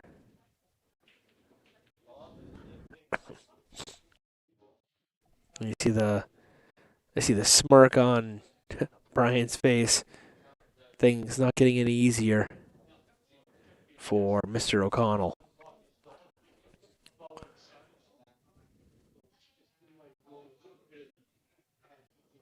Looking to see if a 12 play. By that body reaction, it does not play past the 3. So, I mean, maybe you spin this 11 ball on the side. I think he's trying to jack up and shoot the 11 ball into the...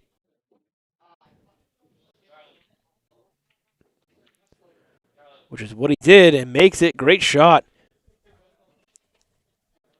I mean, if the 12 plays past the 3, he's good, but I thought he looked at it and looked like it didn't go.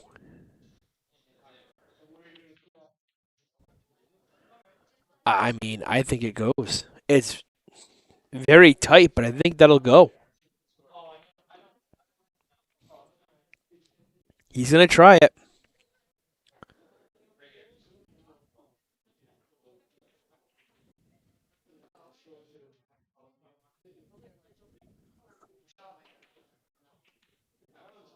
Yeah, that was a shot. It was really tight, but I feel like when you try to add more power to it, it took away from the accuracy a little bit. Regardless, I really can't tell you if it went or not, though, because it was very tight. So now let's see if Michael can pick apart this rack. Shooting solids with that 2 ball wedged on that 12 ball to the long rail. He's got to find a way to get... There is no home for it.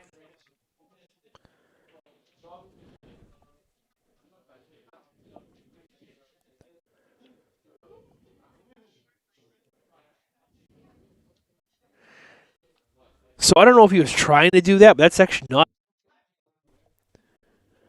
Because now Mike can use the 3 ball to break the 2 out of there. And he really didn't leave Brian an easy shot. I mean, he might be able to play the green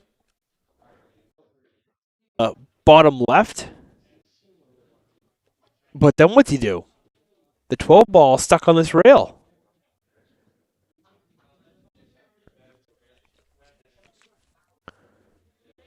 I think he's gonna try to shoot this ball and draw above.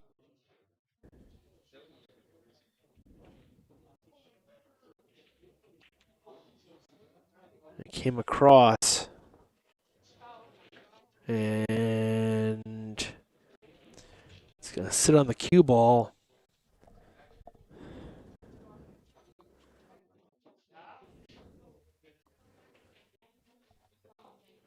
So is he going to open this up now? You know, I like that shot. That's not a bad shot. That's a very smart shot. Give Brian anything, and he broke out his ball. Great shot from Michael Randall right there.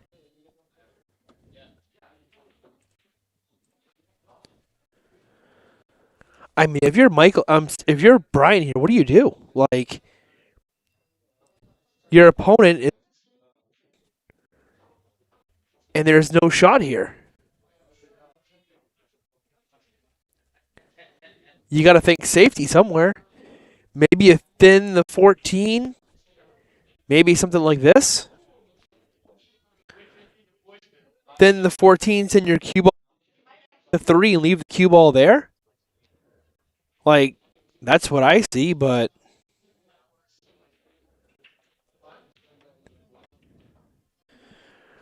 I mean, I like that, but at the same time, like what he's doing right now, you're jacked up.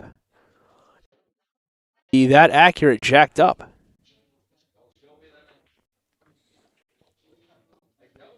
And that is what he tried to do. And that's a great try. I just feel like that's a hard enough shot as jacked up. And by jacking up, it increases difficulty tenfold.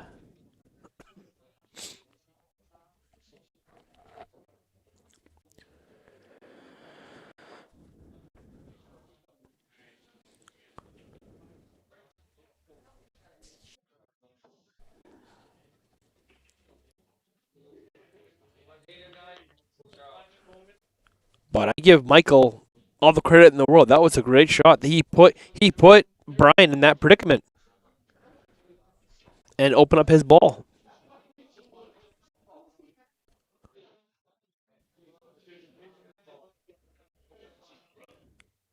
So let's see what Michael can do here. Can he bring it back to 4-3? Could we really see a potential Hill rack? But we got to see 2 more before he gets Hill. Let's see what happens. Michael shooting the 2 into the side. Caught the point, and he tied up his balls in the process of it. So let's see what Brian is going to do here. Dom Souza in the chat. What's up, man? New England Billiard Hall of Famer, Dominic Souza.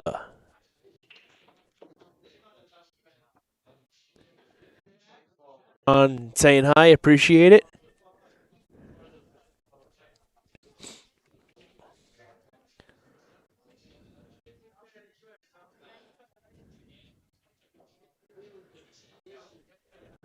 Dom Souza won the Kerry McCall tournament finale for last session. Kerry McCall runs a chip tournament every Thursday night at the Nest. And then it's a money added finale. So if you get in the point standings, then you play in the finale. In person player auction for it. And yeah, Dom Souza won first place. Dom won first, Jake took second, and I took third. So congratulations to him on his victory. And that's a great shot there from Michael. And if that 4-ball plays, he's naturally going to bump that 2-ball to the corner. And could be sitting pretty here.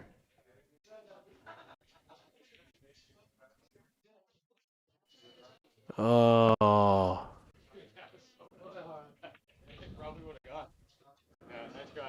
So I'm not looking back at the instant replay I have.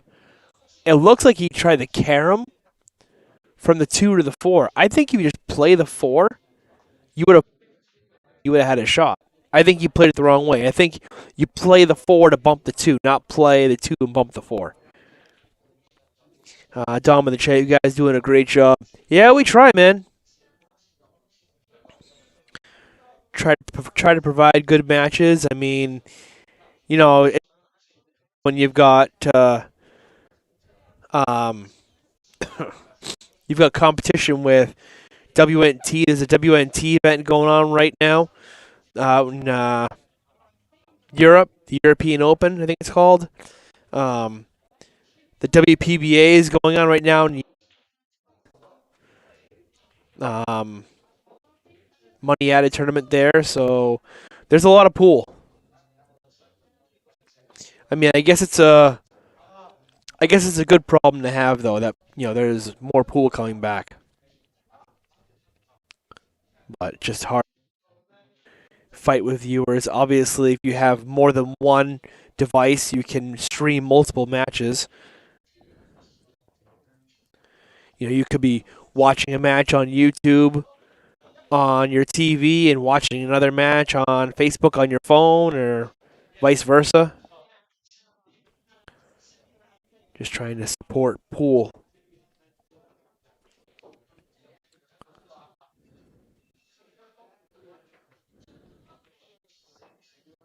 And great shot there from Brian. And I think the hard work is done here. He can his 12 ball and come across one rail, and the 8 ball will go on the side. I can't get you can't give enough. You can't give Freeman enough credit. The guy puts his heart and soul and a lot of money into this. So if you can support him, definitely. And Brian missing a key shot here. And what is Mike gonna do here? So he could just play it safe here, knowing where Brian's ball is. Shoot the 2 ball and roll the cue ball forward.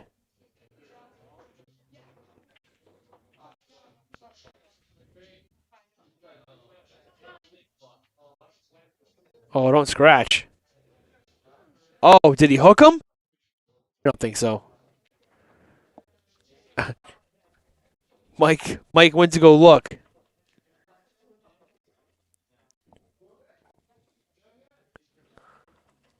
I mean, I think he did. Is Brian looking to kick?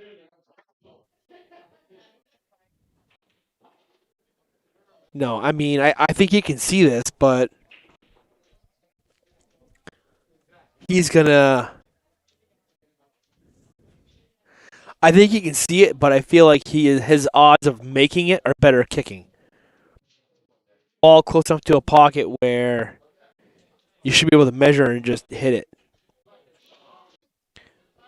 Anytime you do this, you're definitely taking a risk on getting ball in hand because you're kicking at a ball you can see.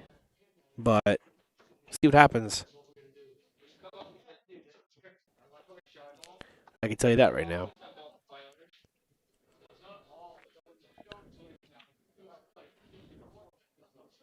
Oh, he's tying up the 8 in the stripe. Well, that's what he tried to do.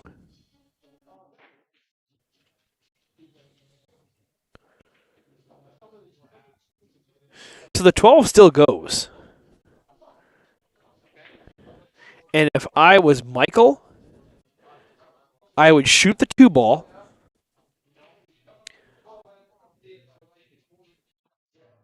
Put the cue ball, like, a stop shot, whatever. As long as your cue ball is like here, you can shoot the 4 and come down this way for the 8. See, I don't know if I. See, this might be a little tough to get on the 8 from here.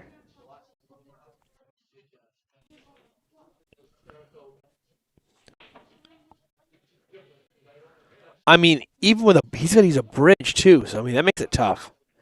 He's gonna try to shoot the 2 and come one rail straight down for the 8.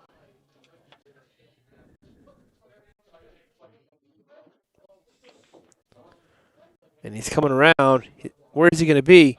Where is he gonna be? No way. Oh, no way. And that will do it. Brian takes down the 8 ball set.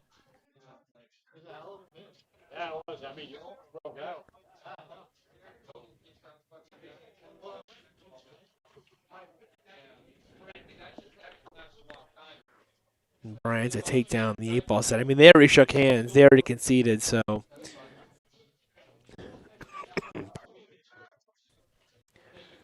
puts the icing on the cake. Dude, I wasn't even trying to go for the breakout. I was trying to like get that real. And they're going to go to 9-ball race to 7. Brian takes down the 8-ball set. So I'm going to take over. I'm going to fix this real quick. Here to here, but yeah. I was playing 9-ball, right? Yeah. Jacob.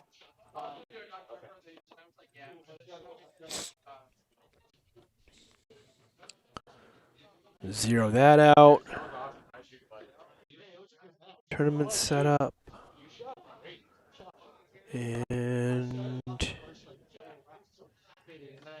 9-ball.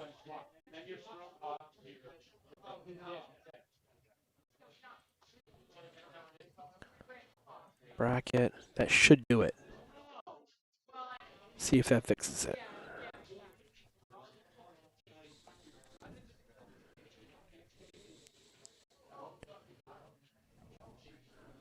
Well, that says 0-0.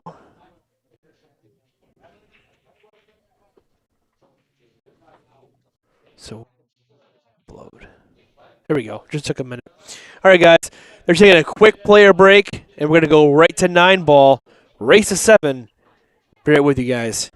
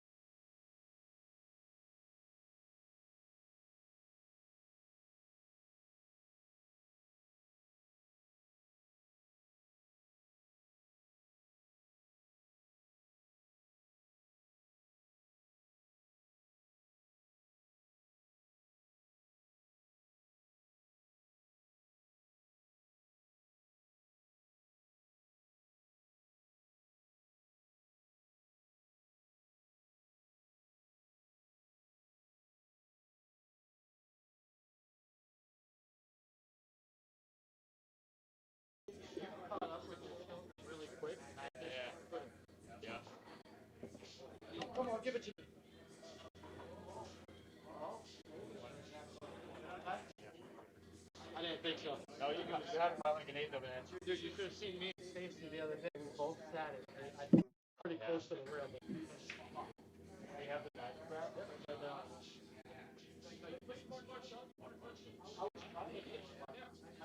Yeah, he was playing very smart. Yeah. On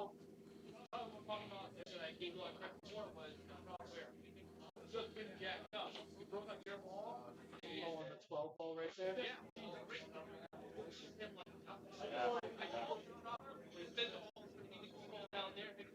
Yep. Yep.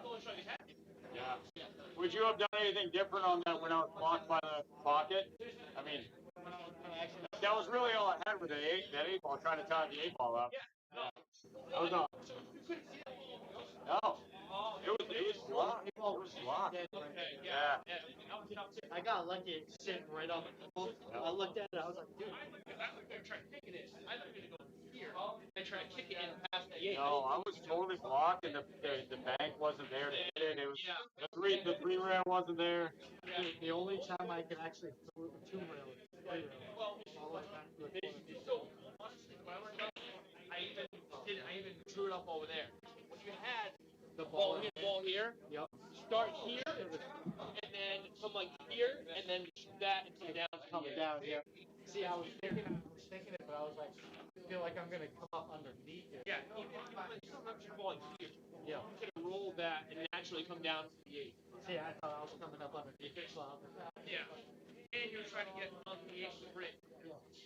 That was tough. Now I know the right stuff. Good luck. I appreciate it.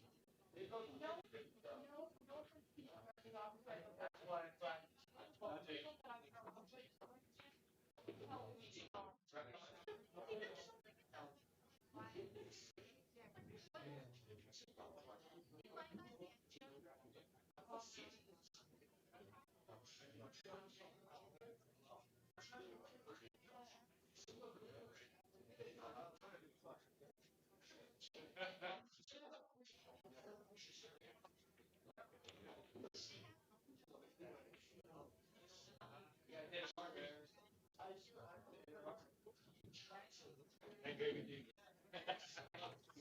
Like baby Jesus.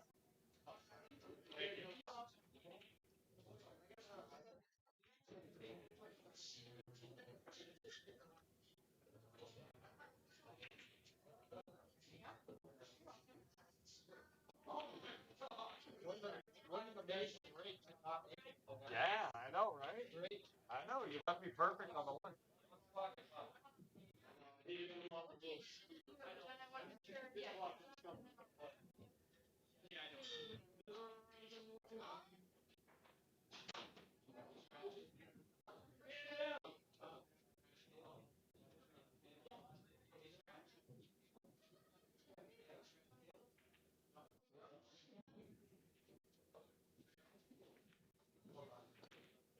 Oh, that's good.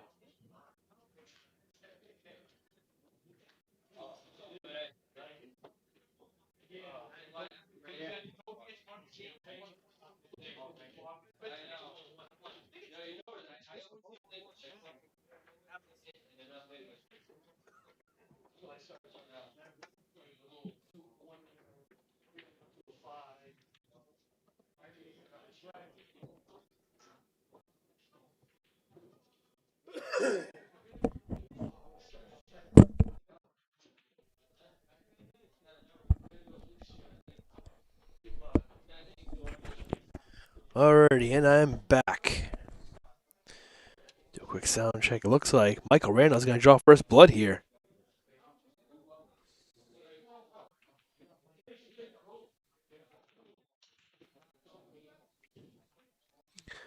And whoa, he almost didn't.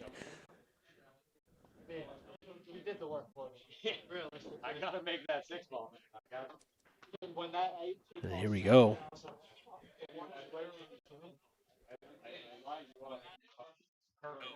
You know what I mean? Yeah, literally just landed Do a perfect. quick double check on the sound since I came back. 1-0. They're using the template rack.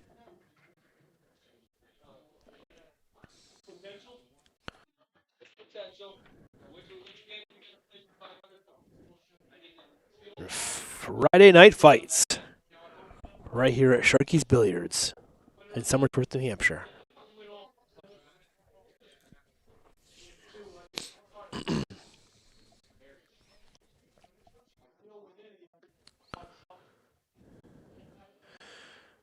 So Brian O'Connell won the 8-ball 5-2. And Michael Randall draws first blood here in 9-ball. Racing a 7.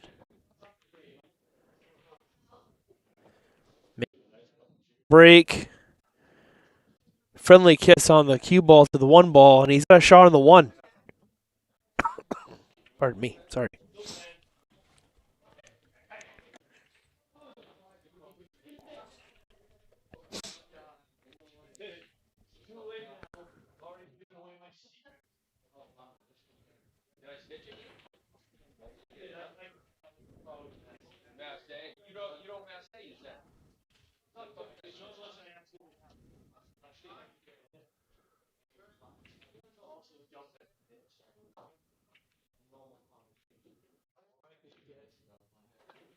Nice shot there from Mike. No, it's unfortunate. No love, buddy. No love. Nice cut. Bad kiss off that 9-ball.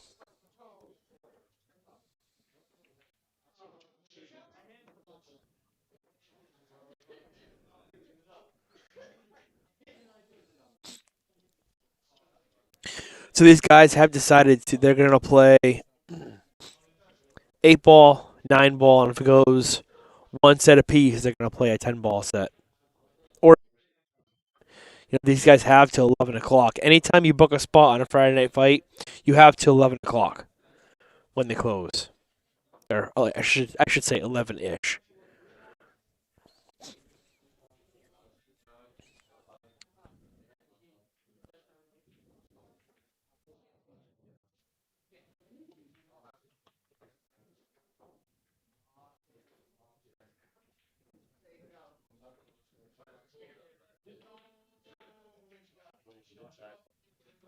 Could have played it with inside. Yeah, probably just a little bit.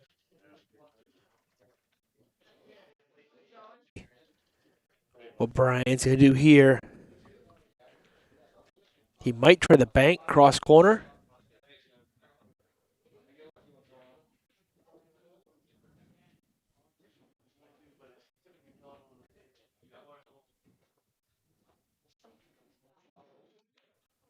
That's what he's gone for.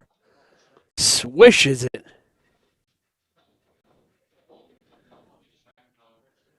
Great bank with a leave on the 6.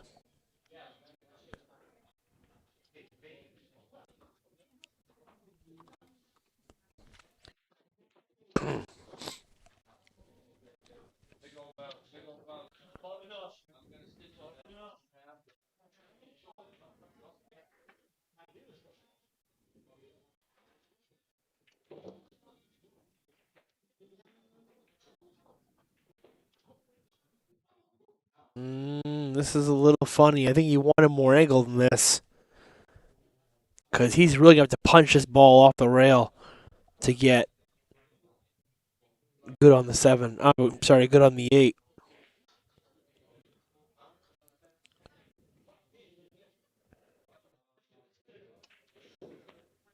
And he came straight across. Got a friendly bump. Well, he's going to be shooting the 8-ball all the way up table.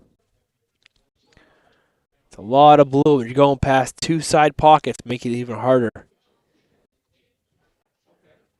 He's going to have to shoot this 8-ball to the top right. Come back and forth with the cue ball.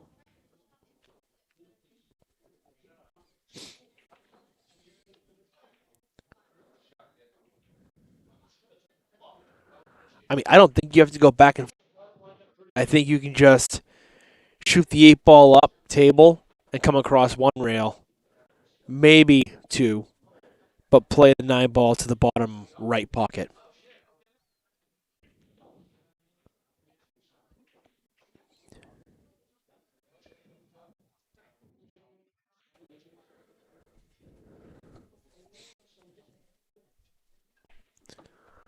I mean, if he doesn't like it, if he wants to add speed to it, he can go back and forth and play the 9 to the bottom left. With the 9 ball kind of in the middle of the table there. And he just misses the 8. And he had a good leave on the 9. This is a little bit tricky here for Mike. He's got to make this ball, and he's got to have shape on the 9. Avoid that top right corner pocket, not scratch. This is a tall order right here.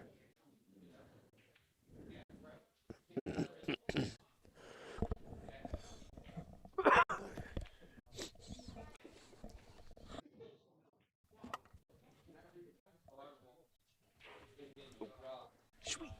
Thank you. Okay.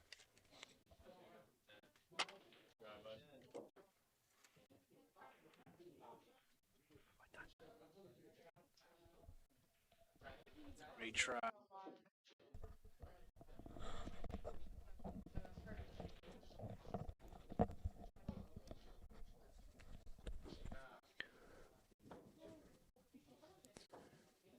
Let's see what Brian's going to do here.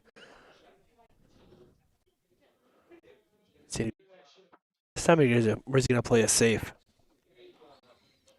I think this time the shot's a safety.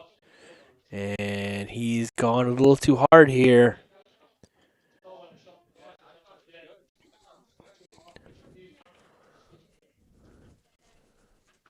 I mean, I'm going to go firing at this. Bank. He is calling the bank cross-side. They are playing 9 ball. I don't think they have to call the 8. They are. I mean, they have to call the 9, but I don't think they have to call the 8.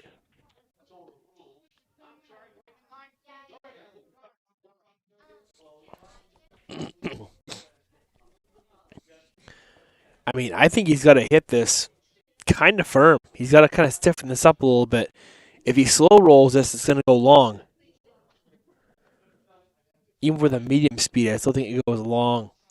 That's a great shot. Right? Michael Randall.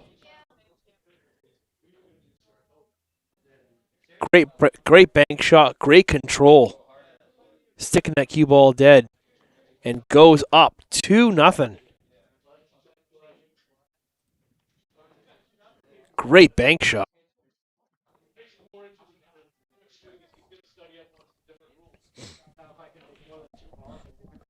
You're gonna stop running everything up until the 8 ball. That's what I'm saying. Jeez. I don't mind it, Yeah. but I'd like to make a. I mean, that was a pretty killer shot. That was a pretty killer shot. The 8 ball? The 8 ball was a nice shot. Yeah. You definitely had to earn that. See, you saw how I was shooting yesterday. Yeah. I don't know where that is. Yeah, dude, you were shooting great yesterday too. I was obviously trying to save you on that. Yeah. Yeah. I seen it. I was like, Save was easier than attacking out.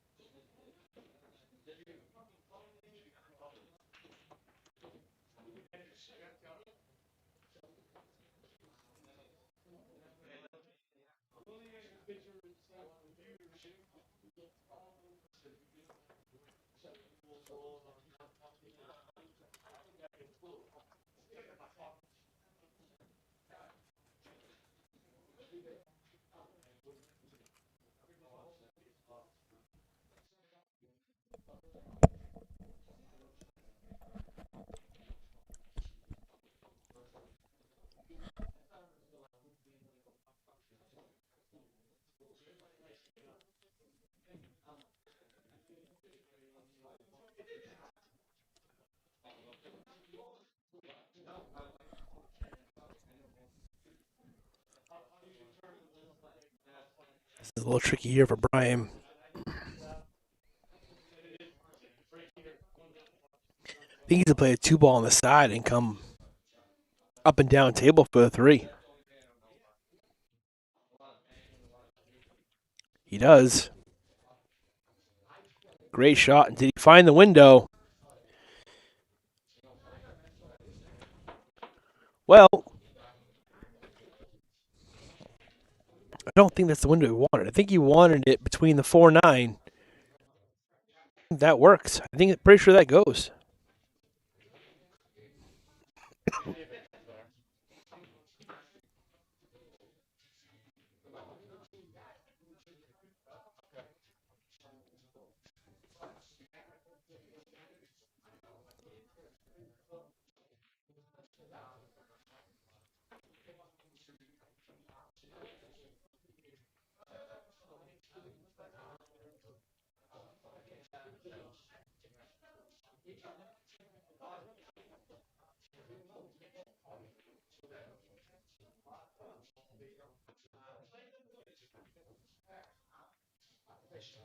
Great shot there.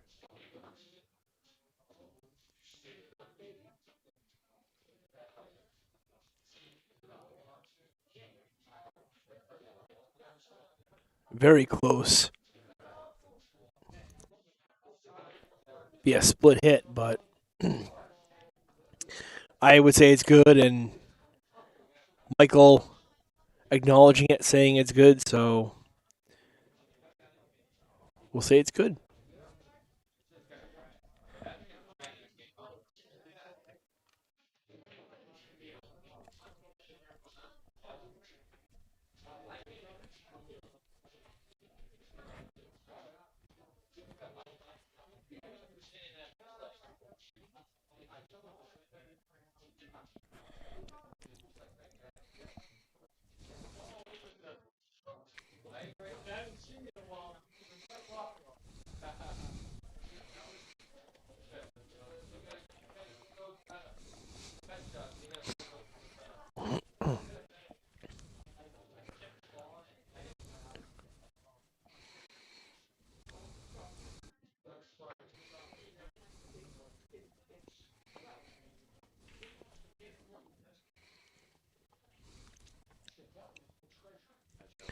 They might try to play a safe there on the 4-ball, trying to hide it behind the brown 7.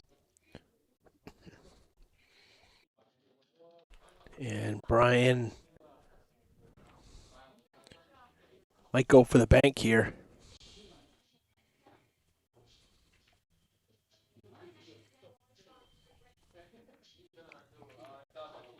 That one's to be a little short. Unless it goes 2 rails. Little on the short side. Chris Freeman in the chat. How's the match going? It's going good, man. No technical issues, which is always good. But, yeah. I want to ask you how Florida is, but I already know the answer. Anywhere where it's warmer climate, except for the work part. I'm sure you're not thrilled about that part, but no, it's going good. Brian won the 8-ball set 5-2, and Michael is on a strong start in the 9-ball set 2-0. Off a couple of great shots. Let me go back to that bank shot he had earlier. Where is that?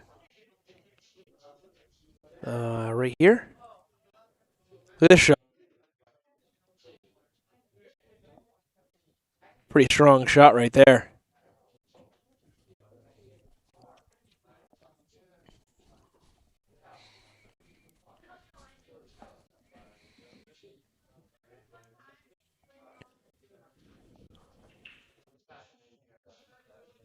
Oops, wrong angle.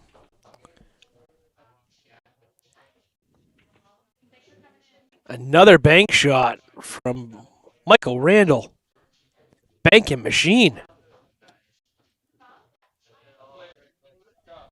Bank still open at 9:30.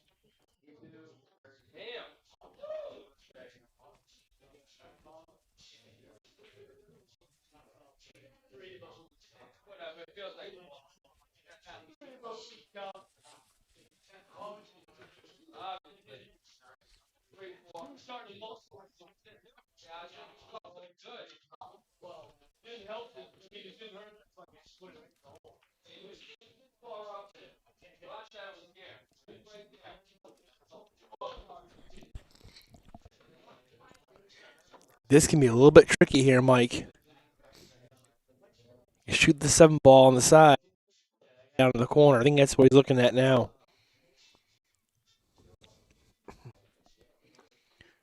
You want to hit this fuller just like that with speed to avoid that corner.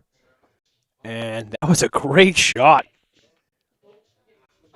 What a cue ball. Yeah, I think I know which format Mike likes better, 8 or 9. Oh, he tried to hold it up.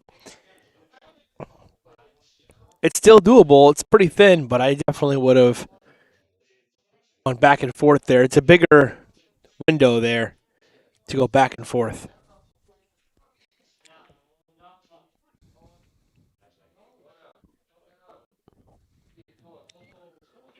Oh, and because it was a thinner cut, A couple of those shots were really nice, buddy. he hangs up the 9 and concedes it to Brian. 2-1 is the scoreline. My name is Steve Sutton, Sutton Death. And you are watching Michael Randall versus Brian O'Connell. Next week, Charlie Gray and Eric Nichols, which, kind of funny that I mentioned them because they're here practicing right now. You could like literally like run the whole See if I can great shots and then leave the 9, you know. see if I can pan to them really quick. More. See it that way. That's good. I just rattled that 5 ball.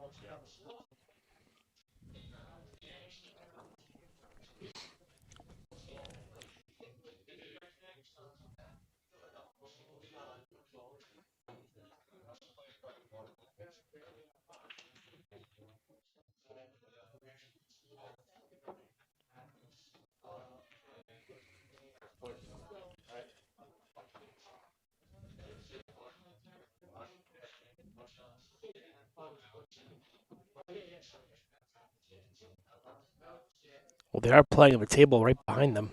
You can see right here. There they are. Charlie Gray in the white, Eric Nichols right there in the black. Maybe a little practice for next week.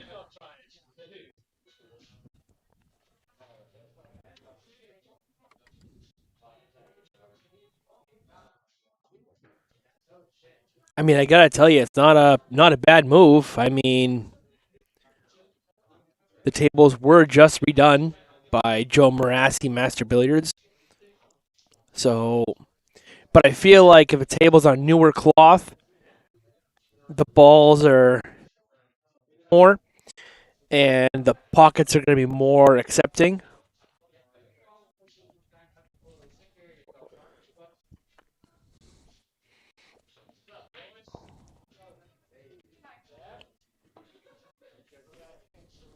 Nice shot there from Mike.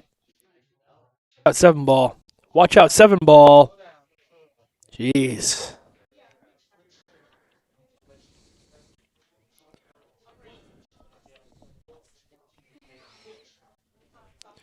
Unfortunate roll there. Great cut.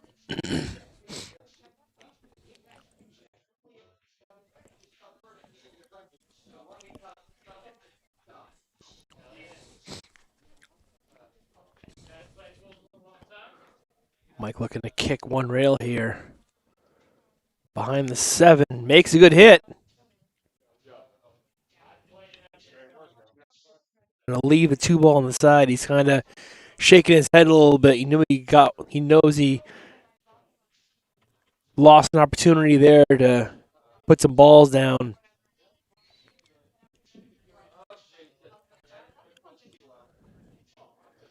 I mean, if I'm Brian, I think I just shoot down. I wouldn't go to this short rail, the right short rail. Just roll it in with some top. And he should be good on the 3.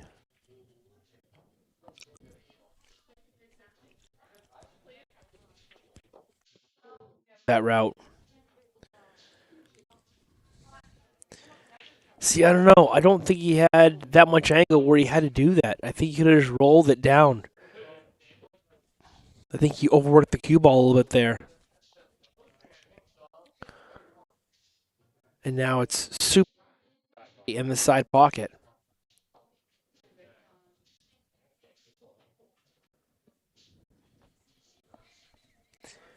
I mean, the good news is the 4 is hanging, but I mean, the 7-ball is a big ball of the year too, though.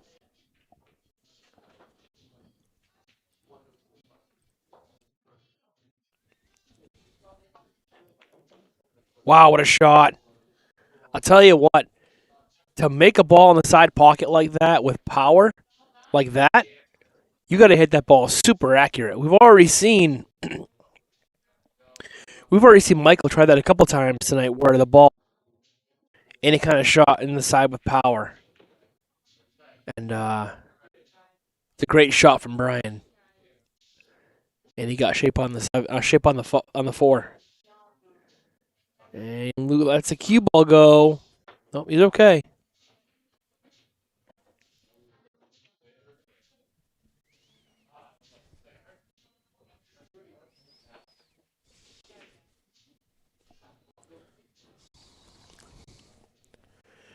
I'll tell you what, though, this is good practice. This is good practice for Brian because Brian is going to Maine this weekend for the APA 9-ball singles regionals. And if you win your bracket, you go to Vegas. So I'm sure he wanted to play some 9-ball tonight.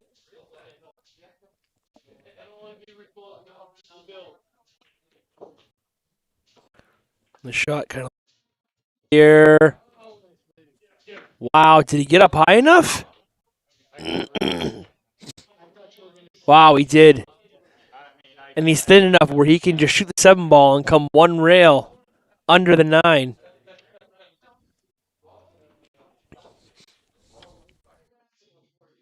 I mean, he's thin enough where he can just play this ball, come right here, and then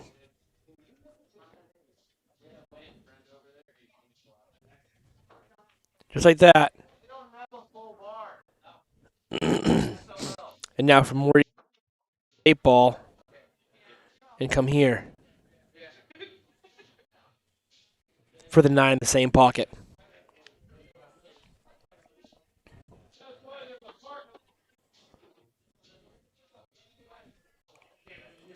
Let's see if he follows the line. Yeah, pretty close.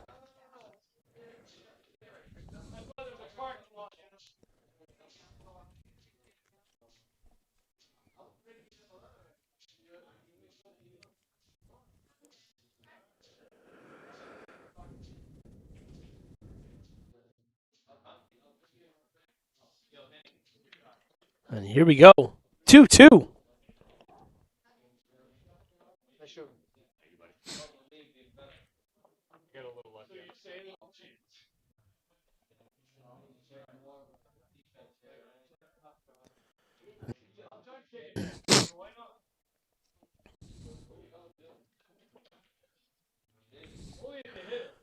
Give you guys a quick look at the schedule coming up. Like we just mentioned, next week we got Charlie Gray and Eric Nichols. March 27th, we have Eli Davenport, Boyd. April 3rd, Dennis Daniels, Josh Skian. April 10th is to be determined. They're trying to look for a higher Fargo level player matchup, but that date is available. And April 17th, I get to play Giuliano, which he's been playing well, so that's going to be a good match. Myself versus Giuliano. I'm not even going to try his last name because I'm going to murder it. I mean, come on. It took me long enough to get Giuliano. Those of you who don't know, Giuliano is from Albania, I believe. Super nice guy, heart of gold. I mean, a good match, but we're both super competitive also, so we'll see what happens. And Michael caught the rail. He knew it as soon as he hit it, he knew it.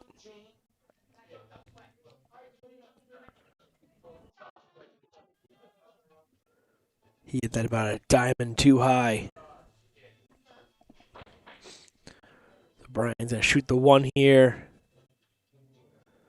Now, I don't know if Brian is playing in the 6s or 7s tomorrow. I'm not sure what he is in 9-ball.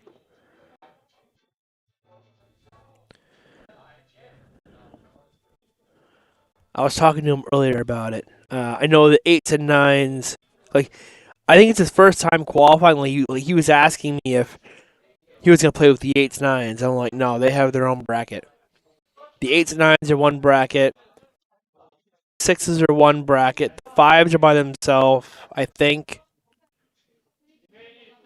And then you have your 2, 3, 4.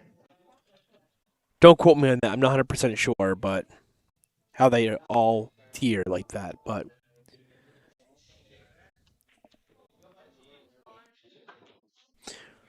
well, I'm going to use that toilet bowl flush because they are calling the 9. That's not going to count.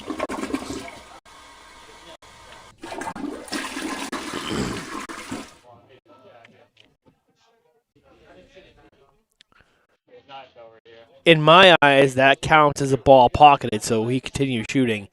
Even though he doesn't win the rack, he still continues shooting.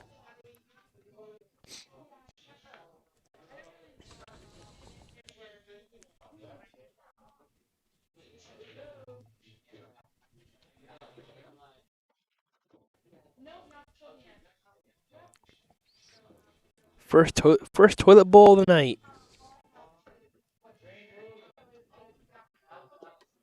And that cue ball just died. A little too full.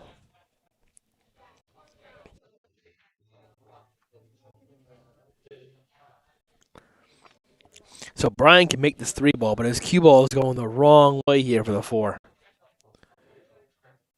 He might have to elect to bump into the 5 here and try it out just like that. And that's a good shot.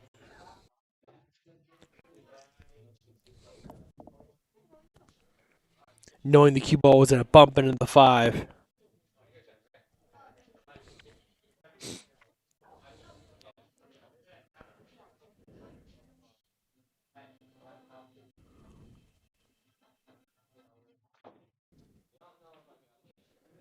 And he hangs up the 4 ball. And to give Mike a chance.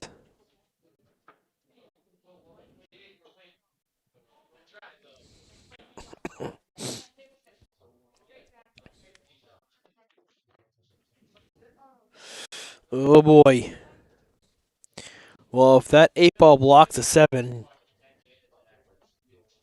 Mike just made a lot more work for himself. I don't know if it goes. I think it might. He's looking at it right now.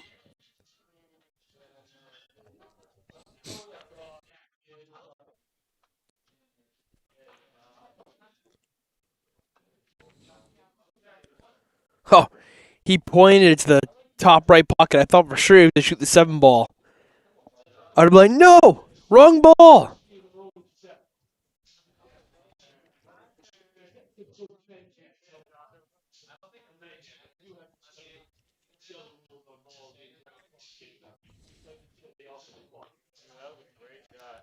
What a shot there. What a shot. That's a great shot there from Michael Randall. Come on with some good shots, that's for sure.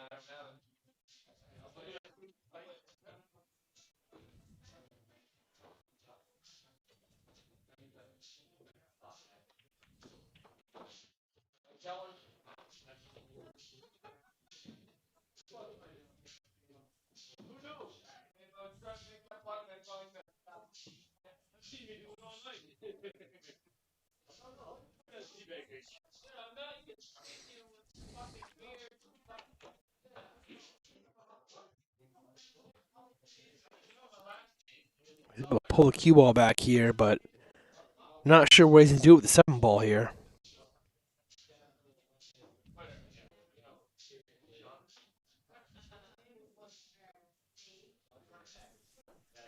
Maybe play a. Maybe you do this.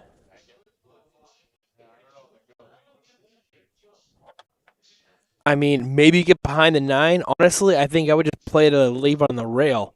So honestly, even this would work. Getting it here, coming off the rail, and leaving your cue ball here. Even that would be okay.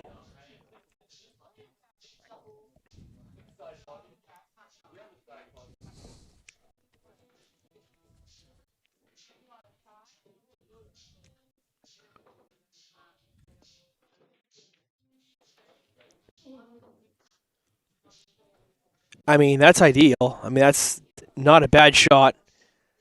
Unfortunately, Michael's going to have angle here where he can shoot the 7 ball and come up and down off the bottom rail, or top rail as we look.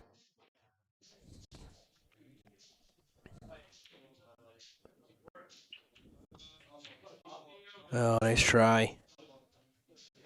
And is he going to tie it up?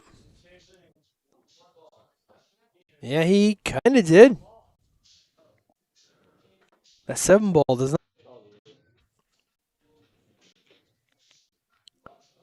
Brian might be looking at the carom here on the 8.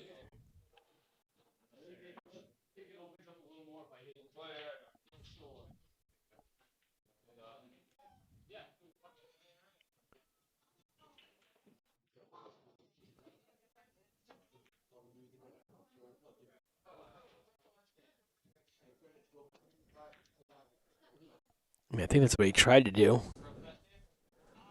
Wasn't an easy shot, though, I'll tell you that. And are the best open for Mike. You can even cut this ball on the side. I think you're better off cutting it. You get better shape on the 8. He did go for the bank. Just missed it. He is loving these banks tonight. And he got shape on the 8 ball, too.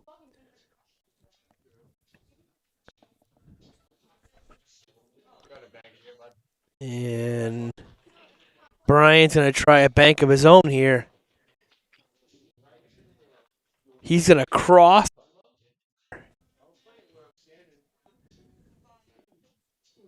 Tough shot.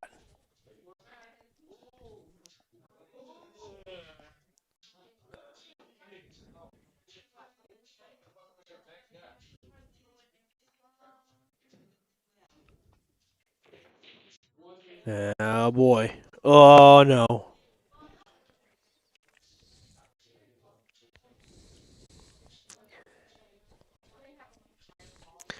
I mean, I like the idea. I think that was just he hit that way too full. But I mean, honestly, from where that was, I don't think he might have been trying like a backdoor safety there.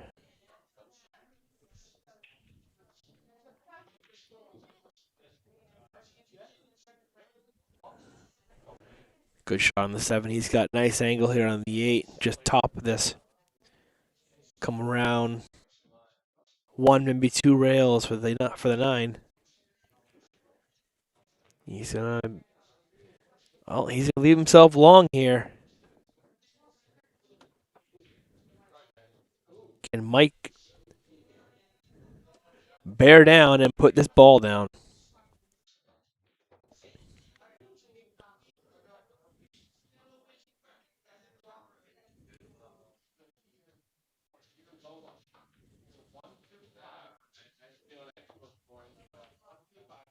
He cannot. He over, and I mean, he didn't leave it really easy for Brian. He might play this on the side, but that's a tight side pocket. I mean, I'd have to look at the actual angle he has, but I think I play this in the corner. The corner is big. The corner is a bigger pocket. He is called the corner.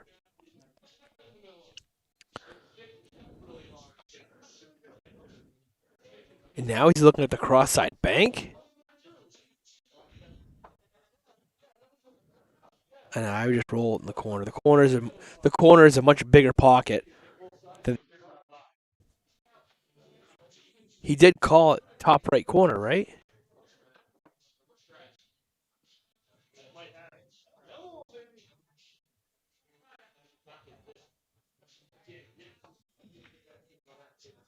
Well, the way he played that, I'm guessing he did.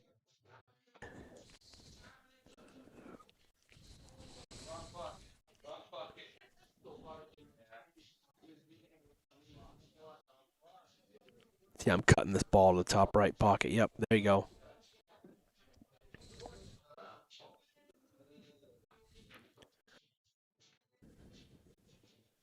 Let's see which player's gonna have the lead after this rack.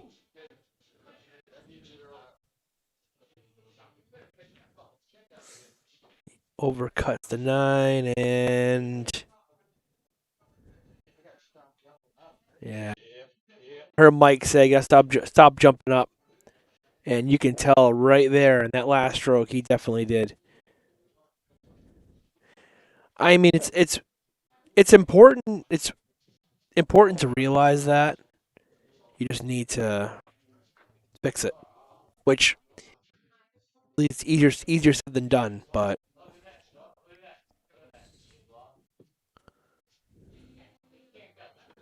let's see if Brian can put this 9 ball down.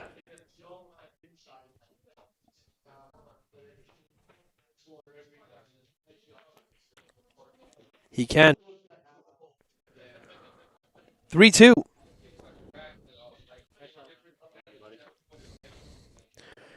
Quick shout out to one of my sponsors, Just a Tip. That is Jody Thompson. Just a Tip, Q Repair and Custom Accessories. 603-231-8035. On Facebook at New Hampshire Pool Player. And we have this coming up. It's not this weekend, it's next weekend. 8-ball doubles benefit tournament. I believe there's 3 spots of this tournament. Get a hold of Tyler Crocker if you want to play. It's a $180 entry fee. I don't see the other flyer. There was another one up here somewhere. I can't find it. But here we go. Brian. 4-ball on the wing.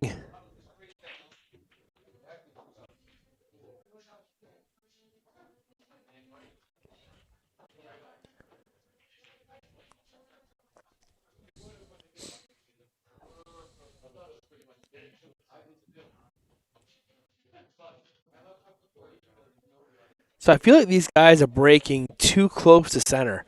When you're breaking with a magic rack, especially a 9-ball, you want to break more toward the side rail. Oh, we need speed here. He's not going to get it. It's going to be ball on Brian. Back to the break. If you're using a magic rack for 9-ball, especially if your only focus is to make the wing ball, you don't need to hit it that hard. It's about half to 3/4 speed near the side rail, and that wing ball should go. If you hit it too hard, or if you're more toward the middle, like Brian was at last rack, it's going to be very hard for that wing ball to go.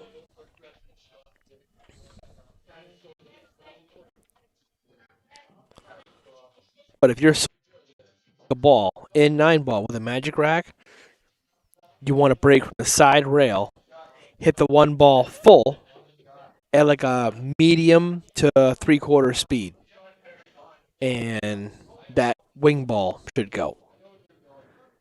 And if you're not sure what a wing ball is, explain that to you in the next rack.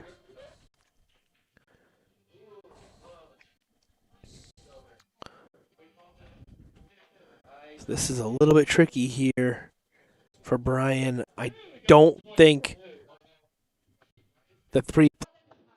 I think he's trying to cut it past the 4. Or he could be playing safe. Yeah, he doesn't like his options. So he stood back up. That's smart. If you in between thoughts, definitely stand up.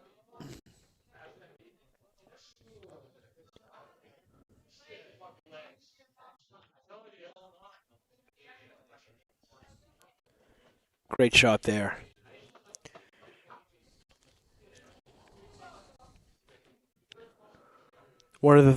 Something I learned from Rodney Morris a long time ago is you do a lot of your thinking while you're standing up. Once you've already made your decision. The second you start changing your mind, okay, I want to hit this with a different English, or you move your bridge hand, that's death. You don't want to do that. Once you get down, you've already made up your mind to shoot the ball, and you shoot the ball.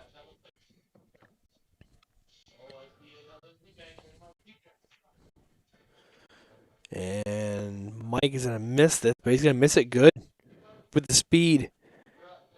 I mean, he had a shot on the 4-ball, and he left the 3-ball in the middle of the short rail.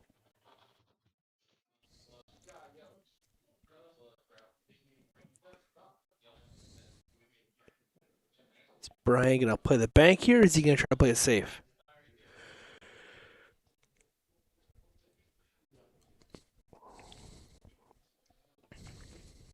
Plays the bank. Oh, he just misses it. A great try there.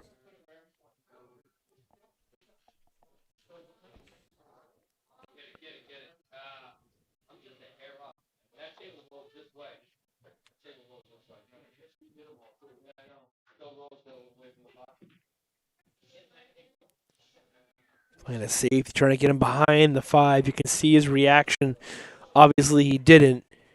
And Brian can see this 3-ball. But I don't think it plays past the 8. So he's playing the 3rd here. The 3 into the 8.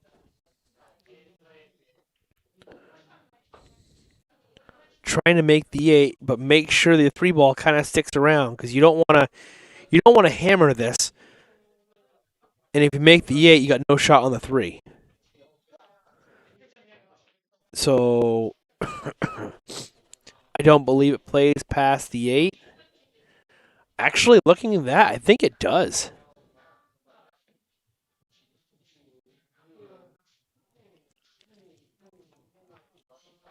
Maybe not. Hit that ball tells me otherwise.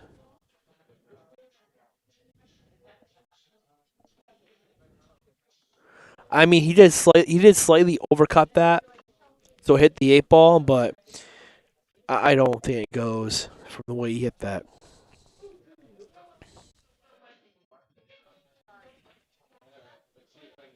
And a little tidy safety. Well, Brian can see the 3, and if he can see the 3, I don't think Mike's going to like his next shot. because Brian can a little bit of outside spin. Brian can pin him right, and he bumped the 8 instead.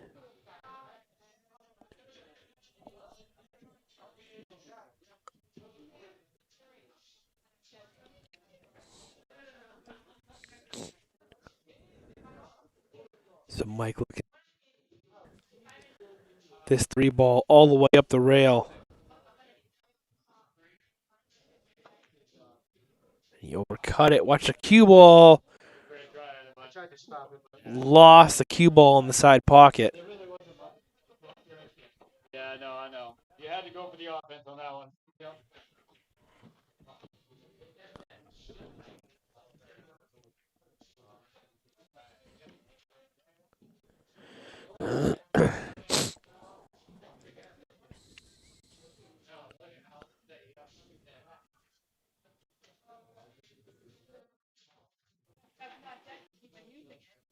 No, I just realized that. See what Brian does here. He's going to probably shoot the 3-ball and come cross table for the 4. He missed the 3. And he's going to hook Mike here. So Mike is going to come to the table with no look at the 3. He's going to have to kick.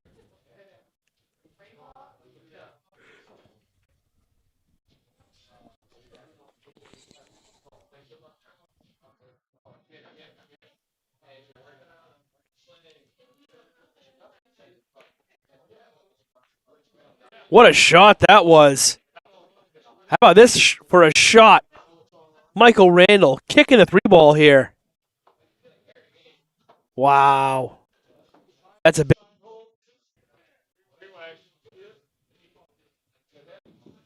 What a shot there.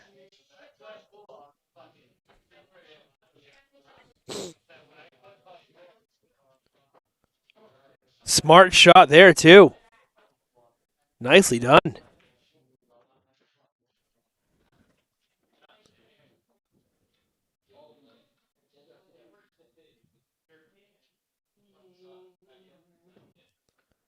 And you guys say he's a 360. Like I said, these guys are not established.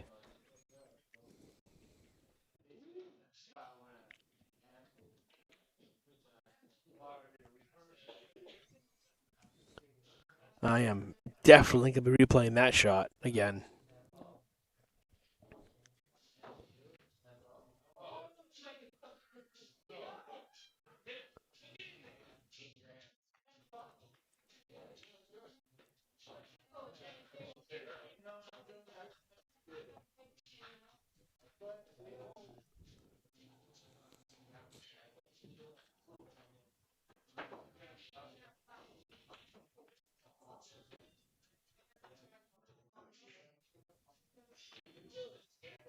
Oh, wow. How does that ball not fall? Holy, Yeah, hit it wicked hard. wicked hot guy. Phew, man.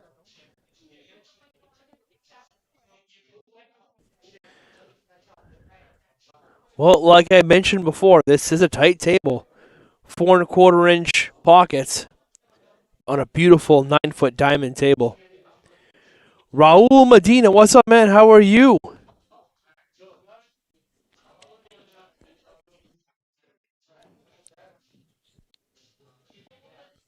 I haven't seen you in quite some time.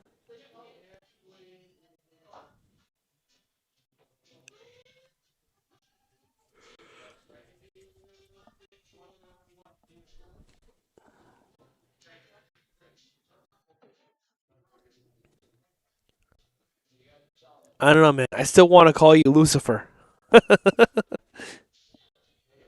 It was that way for a long time. Let's see what Brian does here.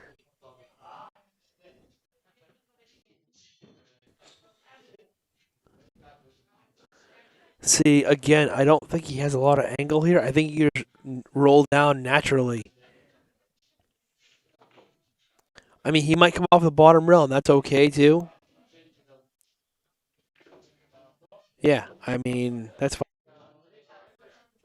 I don't know if the nine. I don't know if the 7 ball plays. Call the 9 ball. He did call the 9, so he's playing the carom, the 7 cue ball into the 7, and the cue ball caroming off into the 9, pocketing the 9 ball. He, no, they're playing. You can make it early. That's right.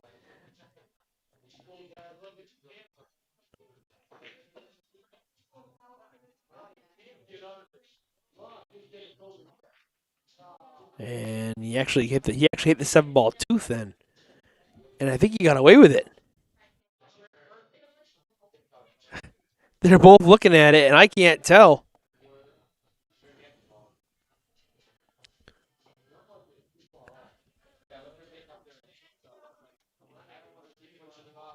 I'm not sure. Goes into it, you can't see it, but it looks like he's got some room there.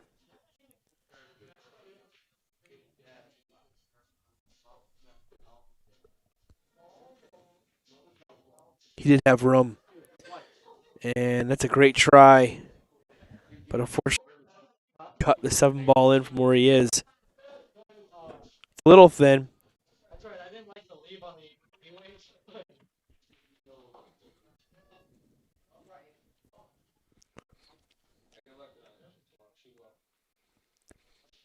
It's a little thin, and he's kind of jacked up over,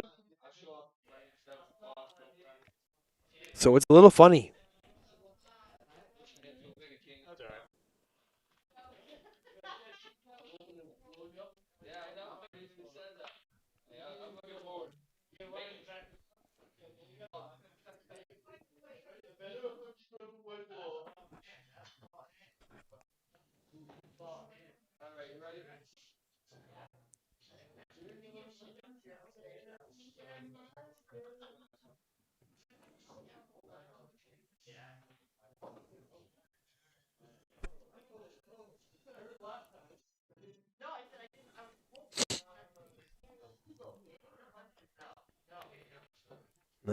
Let's try that from Brian. Again, it's pretty thin.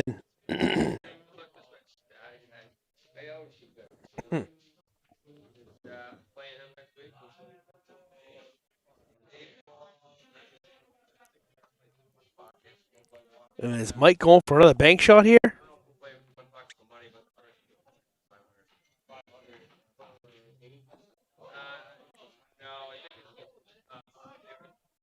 gonna give you that up. I don't know. 25 cents a ball. What? It's gonna be a while. Yeah. What do you say? One shot per rack? Is that what you said? One first ball in wins. Hey, I'm gonna tune in if I can't. And hey, Eric, whoever wins, I want the winner. I want the winner. Barely beat this guy. Look, come on.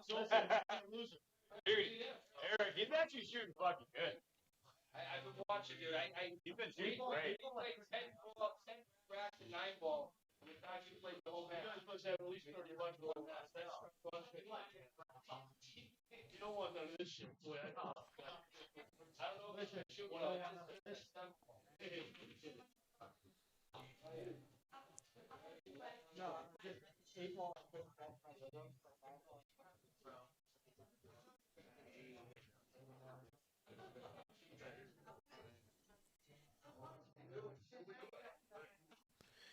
And Brian trying to play the safe behind the 8, and it's going to leak out.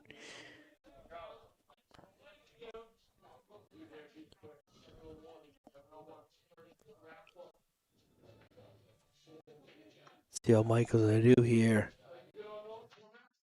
And roll the 7 ball in, and he can beat the side. And he's playing it to the top right. Let's see where he's going to get for shape on the 8.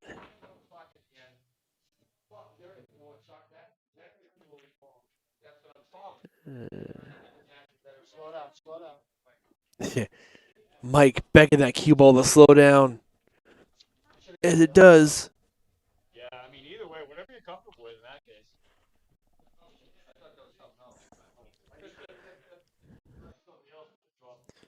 Fingers crossed I take out our captain. Doing great, but I went down. It's so great. He didn't do that.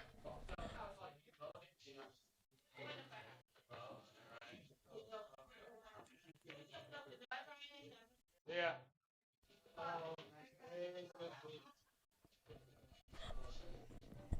And Bryant's going to miss the shot, but he's not going to leave Michael a shot.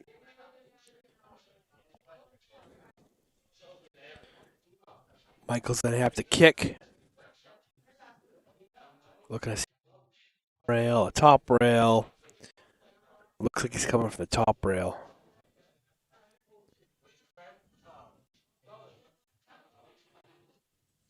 Nope, maybe not. I can't tell. No, he's going from the bottom rail.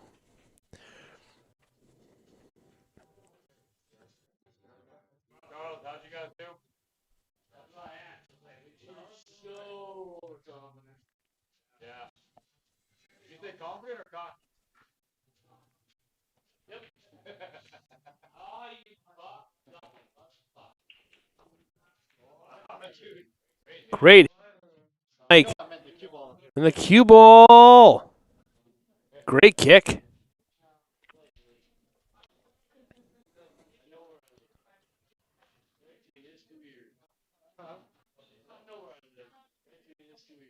Oh, yeah, you sure do, buddy.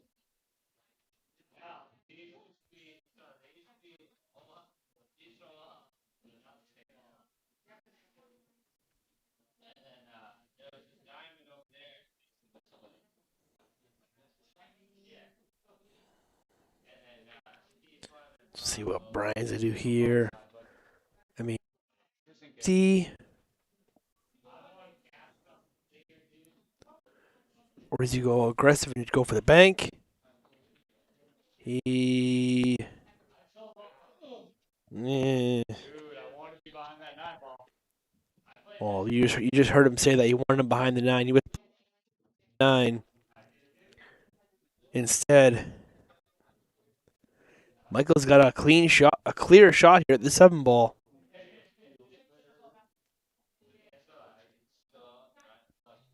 See if he just rolls this ball in. Misses it. I tell you all night.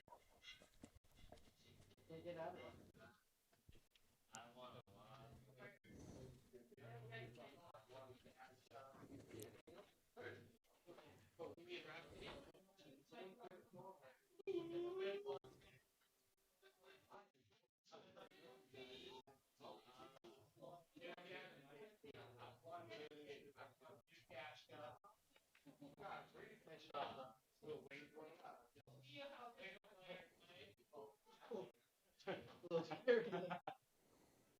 Oh, man, that was close.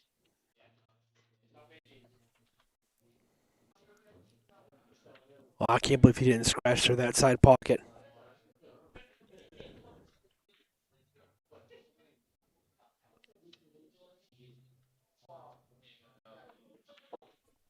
Is he going safety? I like this shot. I think he's got to back cut it to the right pocket. But you kind of have to punch this a little bit with some draw off that side rail to make sure that your cue ball doesn't drift.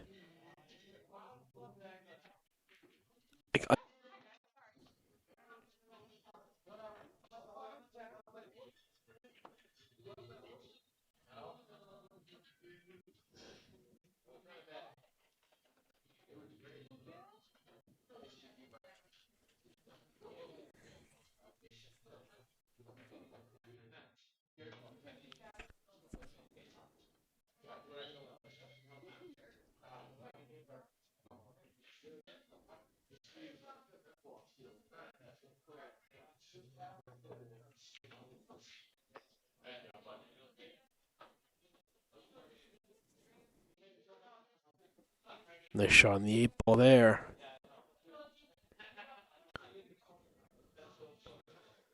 Michael, long distance here. Almost like a spot shot here.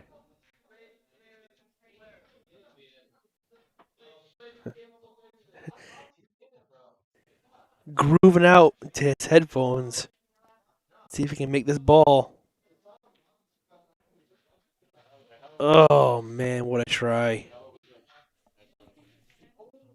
Great bid from Mike.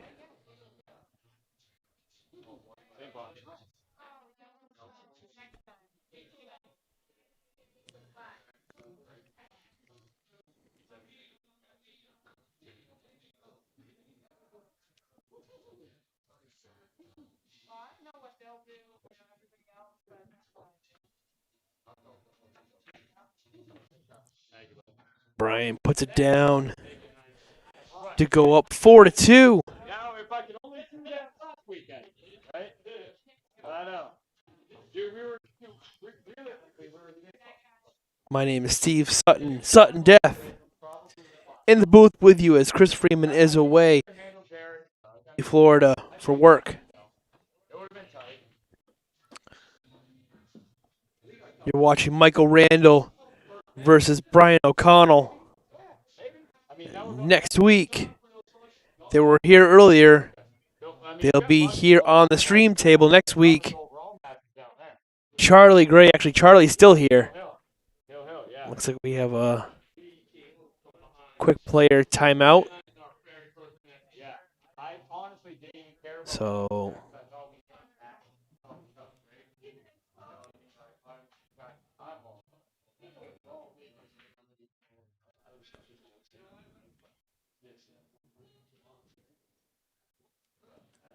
like I mentioned,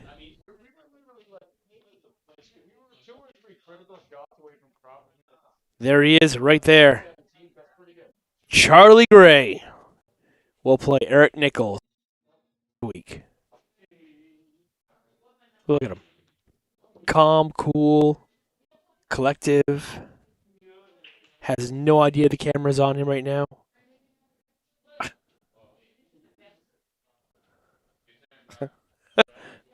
What's he doing? What's he doing? I'm just gonna stay here. I'm just gonna stay here for a minute. This is a classic. Put his glasses on. Check his phone. Grooving out to something. Oh, looks like Tag, you're it. Charlie Gray.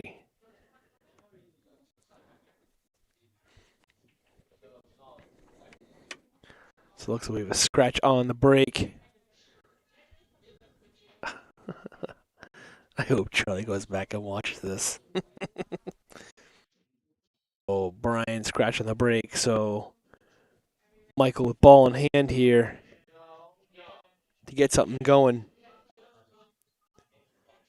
Get back in this match. Trailing by a score of 4-2, and that's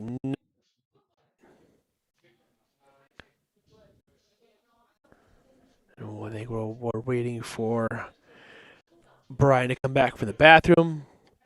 Couple quick shout-outs. Steve Therian, Therian Q's, 603-973-3571. Elkmaster tips, LaPro tips, Triangle tips, Maury tips, Kamui. It's actually what I shoot with. I shoot with a Kamui Super Soft Black Clear tip. Shout out to Integrity Founding Seal. Russ Holmes' company, Integrity Founding Sealing at gmail.com, 603-241-2282. Shout out to Master Billiards, Joe Marassi, Certified Diamond Installer, 603-231-5345. Just finished redoing these tables today, actually. And he did a great job with them.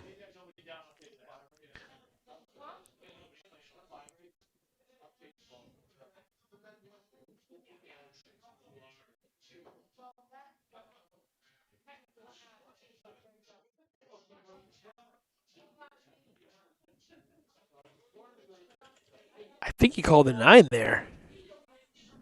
I didn't hear him call it or see him call it, but I'm guessing he did by the way he played it.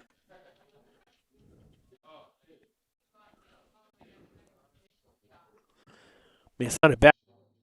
It hid he hid Michael from the 2. Is he trying to kick this backwards? No, we can see it. And it's a good try. I didn't think you could see it, honestly. If you can see it, that's obviously the shot.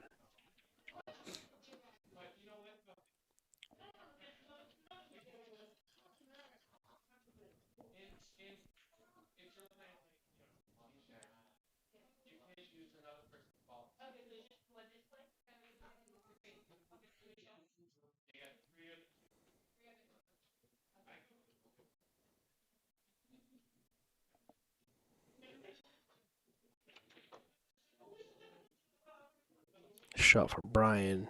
Firm shot. I think he wanted to draw back a little bit more. He's kind of got a weird angle here on this 3.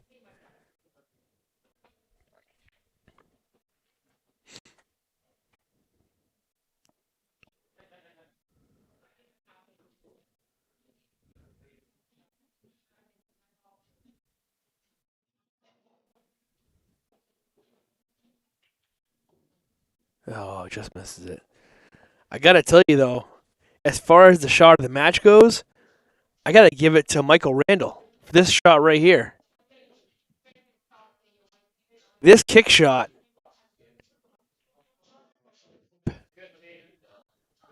great shot.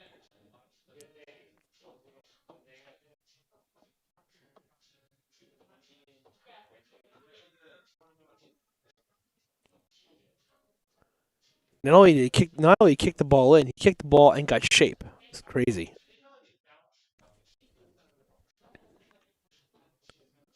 And he's gonna overcut this and by some margin. And if he's gonna get lucky, maybe that 4 sits on the rail and out of play. And I think it has.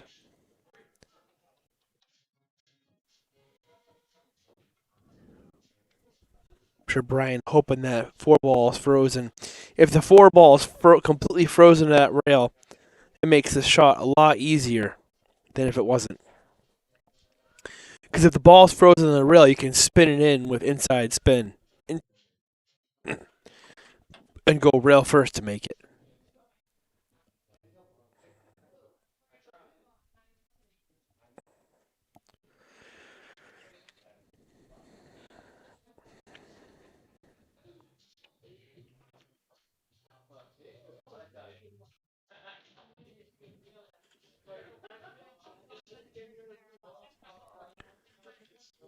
And Brian tried the inside spin but missed the whole ball, unfortunately.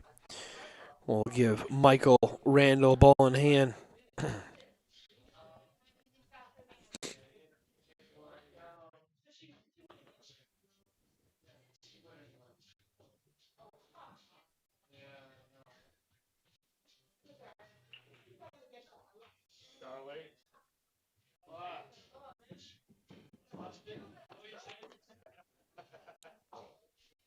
I was thinking the same thing. I was thinking the same thing. Yep.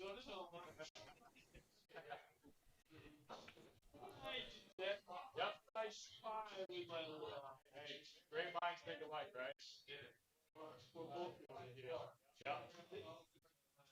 What do you mean, heaven? I think that's heaven.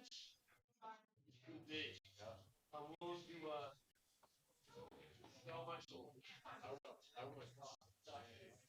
Right there with me. All right. Nice Great try there from Mike.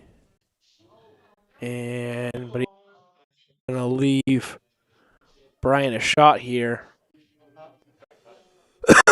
Pardon me. I think he's got enough here to cut this ball inside. The only bad part about this is he might need some inside spin because his cue ball is going the wrong way. But I think he's straight enough where he can just play this in with some top inside spin. Oh, he played the corner. Okay. Maybe he couldn't see enough to cut it in the side corner. kind of hard to tell. It's one of those angles that, unless you're the actual pool player, you really can't see the angle.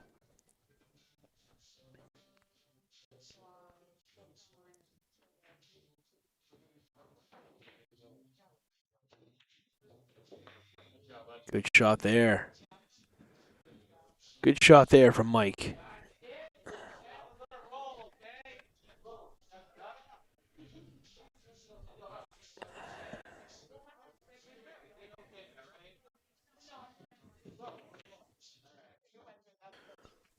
He's not going to like this, though.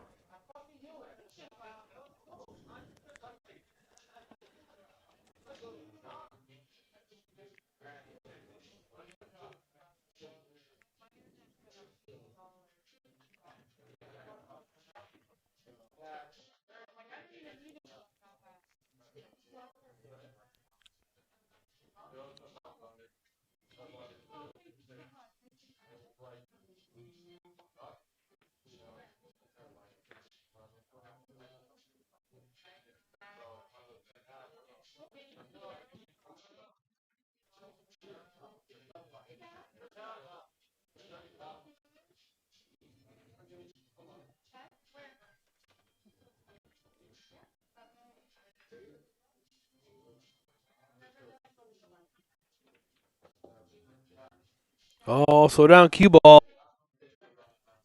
Slow down, cue ball. Ooh.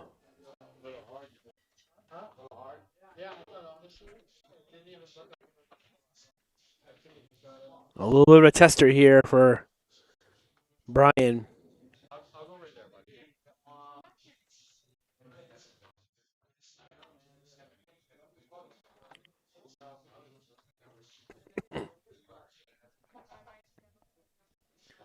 Calling it to the bottom left.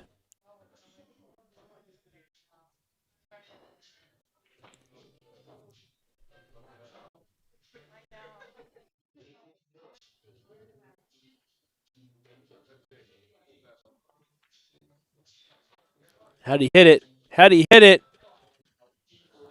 Just missed it.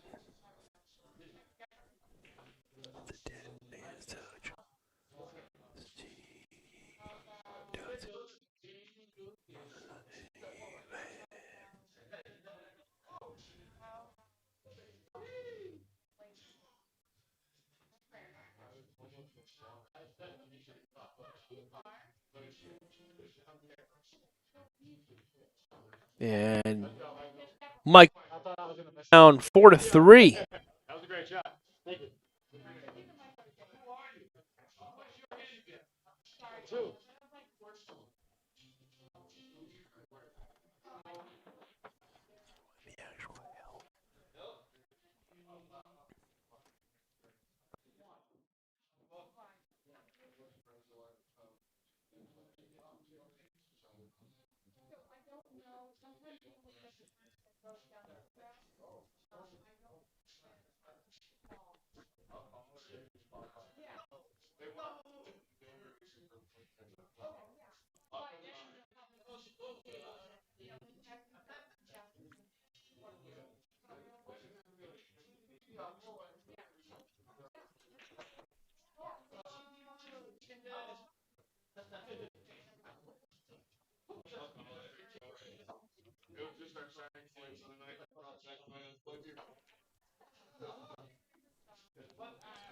So they're not playing the 3-foul rule, but I believe they are playing the push rule. So the push rule is the breaker breaks, and the first shot after the break, it could be the player, be the incoming player, the opponent. You can push the cue ball anywhere. If you can't see your lowest object number ball, you can push the cue ball anywhere you want on the table. You just say push. And you can hit the cue ball anywhere you want on the table. You can even make a ball. And it's the incoming player's option to either shoot the ball or shoot the shot or safety or whatever, shoot the ball, or give the shot back. And obviously, I try to kick that ball in. went off the side of the one and scratched.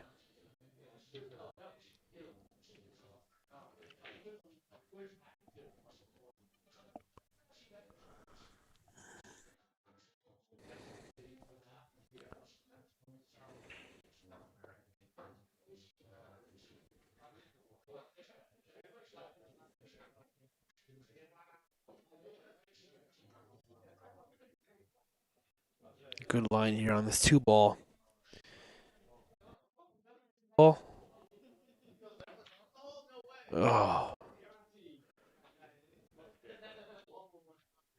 And I think Brian can see this ball.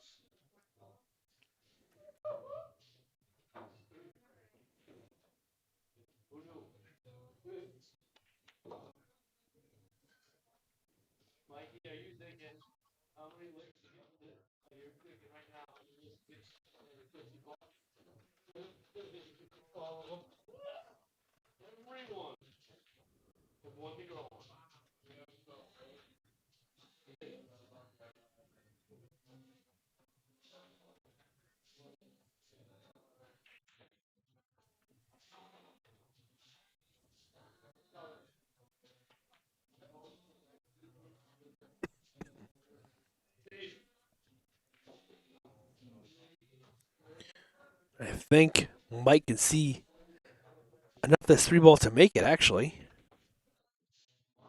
I'm pretty sure he can.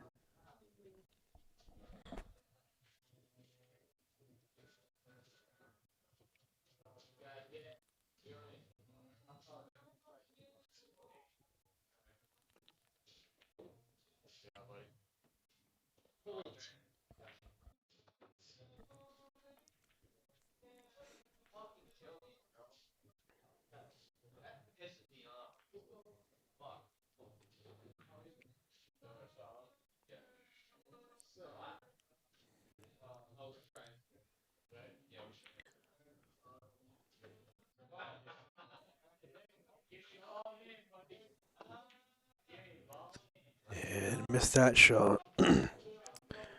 Rachel Lang in the chat. How are you, Rachel? Rachel is down in New York for the WPBA event at New York. Had a tough draw, a couple tough matches, but I mean, you're playing great, so keep up what you're doing. Coming off a big win, qualifying for Las Vegas, winning the 9-ball singles regional as a 9. I mean, that's impressive. Wow, so was that shot. Great bank there. I mean, never mind qualifying for Vegas in 9-ball singles, but to do it as a 9, it's impressive. You keep doing what you're doing. I know you played Vero earlier when you were down there, and she really didn't give you a chance. And I remember what you were saying about Julie Ha's match, and it's unfortunate. And then I saw that, looking at that, Erica Testa just beat Julie Ha Hill, but she's far from done because now she has to play Brianna Miller. I don't know if that's tonight. I'm guessing it's not. I'm guessing they play tomorrow. But Brianna Miller is at least, I believe she's one of the highest ranked Fargo rated female players in the country. I think she's like a 680 or something like that. It's pretty strong.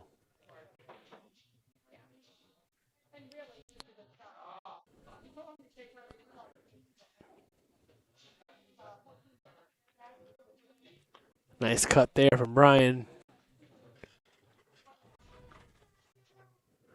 Rachel in the chat. Oh, thank you. We are going out to celebrate Erica's win right now. Yeah, no, I get it.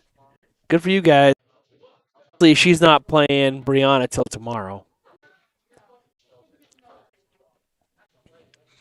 which, I mean, it is 10:30, so I would assume they wouldn't start a match right now. Although, I don't know. I mean, you and I both know we've played some tournaments where we're not done till, what, 3? So you never know when they're going to stop.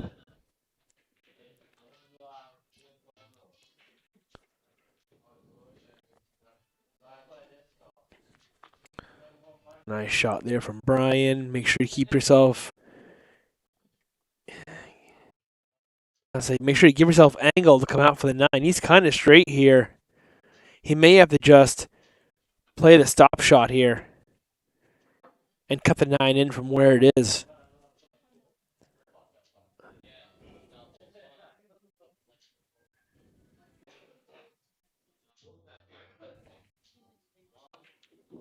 Yeah, see that? Just a little bit of movement is all it takes on this table. You try to cheat the pocket just a little bit, which is what he did. He tried to cheat the pocket to come across. Rachel, this was the last round of the night. Okay, yeah. So I know that was for money. That was for the money, too, so good for her. Erica's playing well, and for those of you who don't know, Erica Testa will be inducted into the New England Billiard Hall of Fame this year. Her, alongside Carrie McAuliffe, and what a shot there from Mike to tie it 4-4. Erica Testa, Carrie McAuliffe, and I believe the third one is Danny Basovich. Kid Delicious was his nickname. I'm pretty sure he's the third. But Sharkys' own Erica Testa will be inducted into the New England Billiard Hall of Fame. Good for her.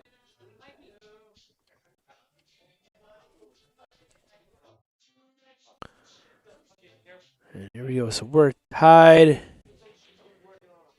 I'm pretty sure tied at 4. Oh, they did change it. Okay, it's delayed over here.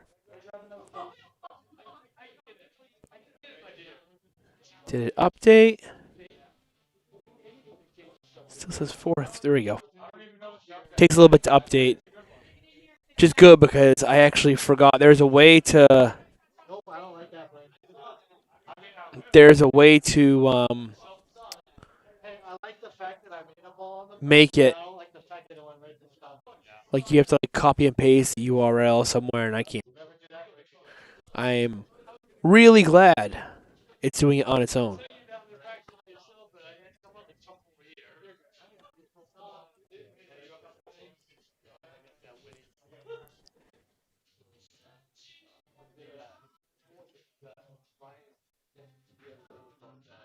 Maybe it's actually there, I think. I'm not sure. I think you have to like copy and paste the link maybe. Just try something.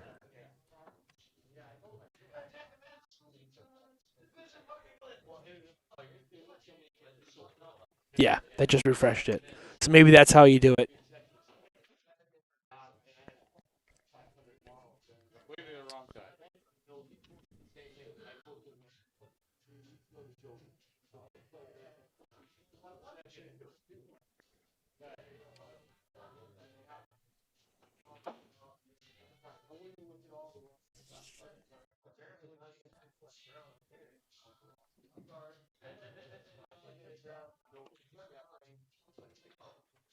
Wow. That was unreal. Especially to scratch at that speed. That thing flew in the corner.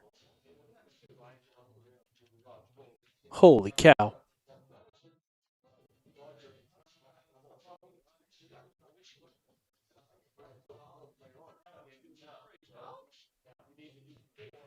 Well, I'm not sure what's going to happen because it's 4-4 now. We're sitting at 10:40.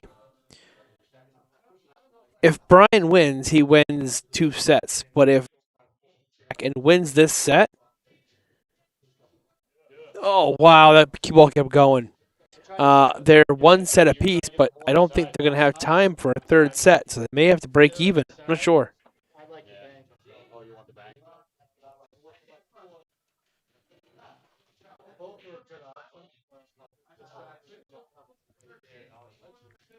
Let me see what they're going to do here. Well, definitely tell Erica I said hi, Rachel, at your celebration dinner.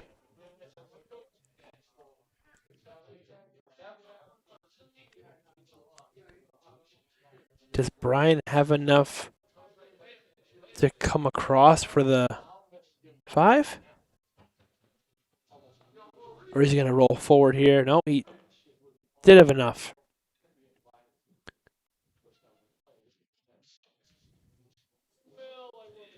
I feel like he kind of slid a little bit on that magic rack, but it worked out for him. You can see the 5. Here he's got to come. Make sure you come above the 9. With a little bit of probably about 5 o'clock on the cue ball here. See, that's what you didn't want to do. You didn't want to run into the 9. You wanted like 4 o'clock on the cue ball to make sure you hit that long rail. He went into the 9, and now a tough shot on the 6.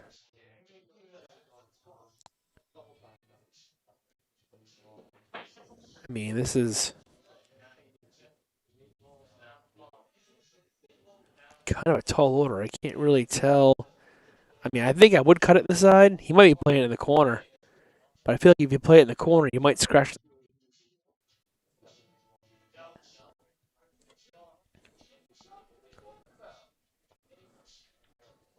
And he didn't scratch.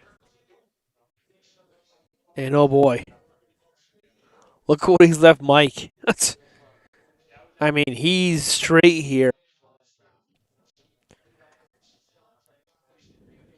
The only thing he can really do here is,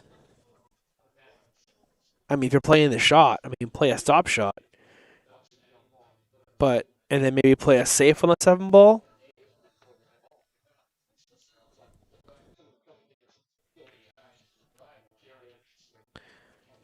Yeah, I mean,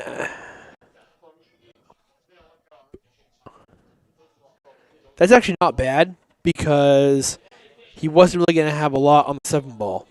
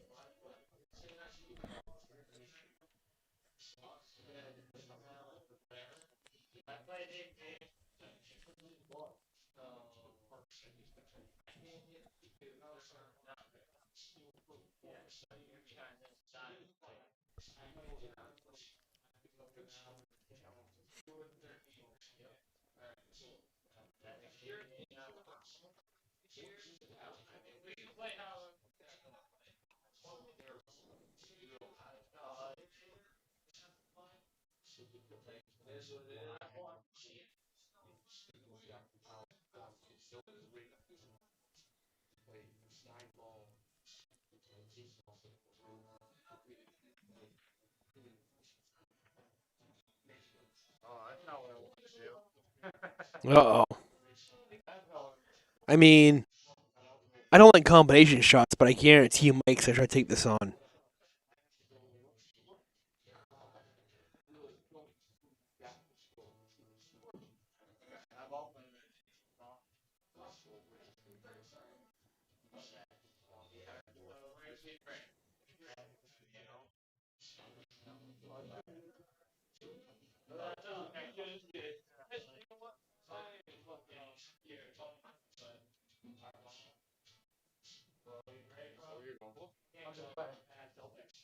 I wanted to go 6-9.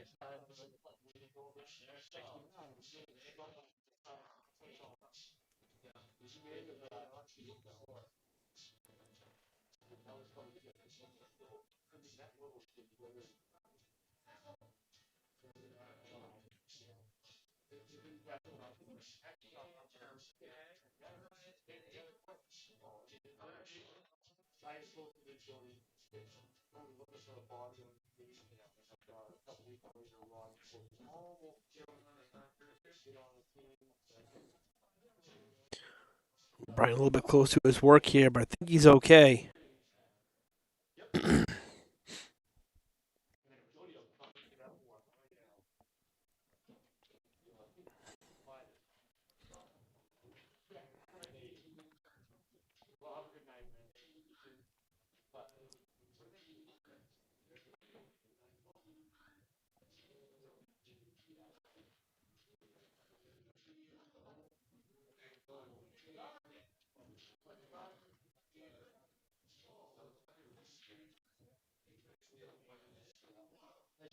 Nice shot there. Brian held that cue ball nicely.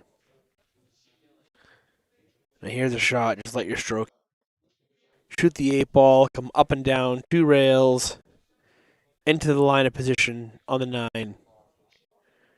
You just got to keep that head still and make the ball.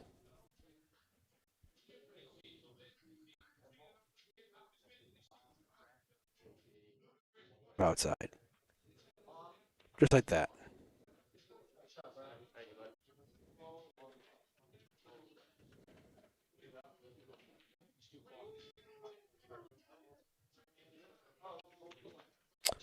There you go.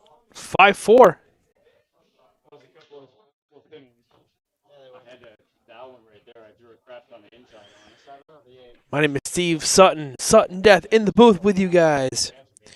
Chris Freeman is away working in Florida. At least have that, you know.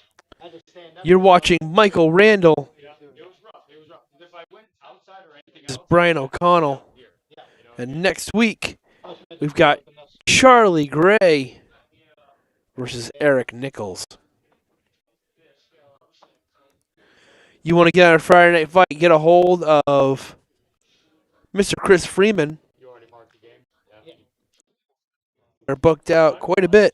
It is. I like it. You're looking at probably end of April. Staying close is that's Good for both of us, man. Get a hold of him to get on a Friday night fight. I'm gonna tell you, Here we go. playing great. Brian to the break.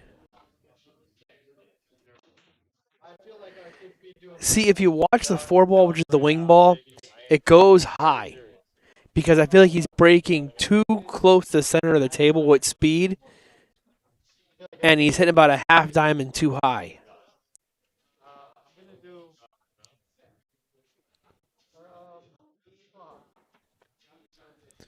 You really want to break 9 ball, especially with a magic rack, closer to the side rail. Either side rail, left or right, whichever you're comfortable with. But you definitely, like I said, especially with a magic rack, you want to break more.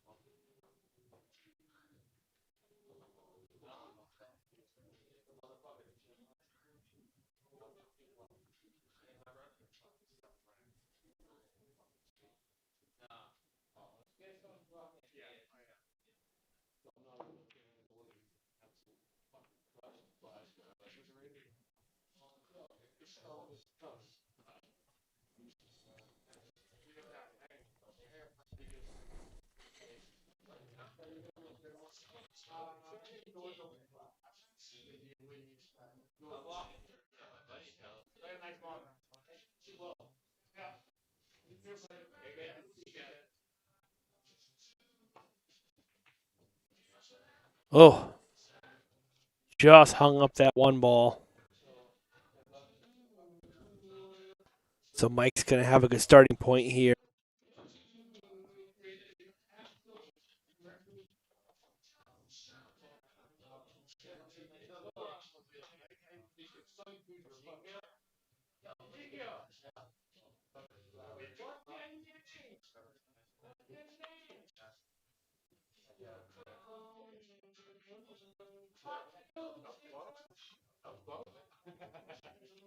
That was closer than mine was.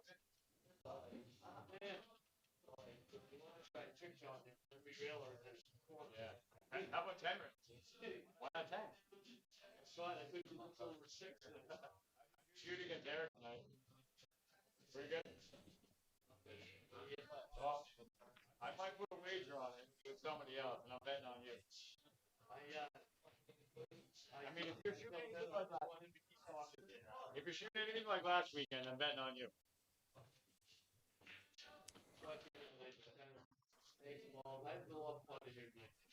That's good.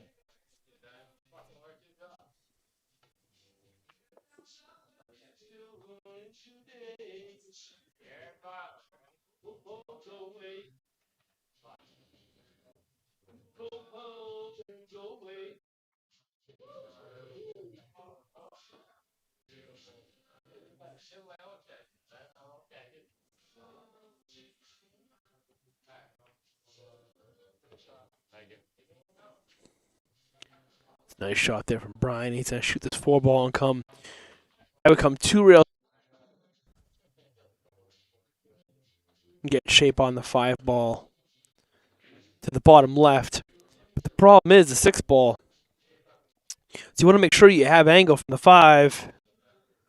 I mean, if he gets under, this is fine to the side pocket. That's great. Because now, well, you don't want to be jacked up over the 6, though. I don't believe the 6-ball plays past the 7 to the bottom right.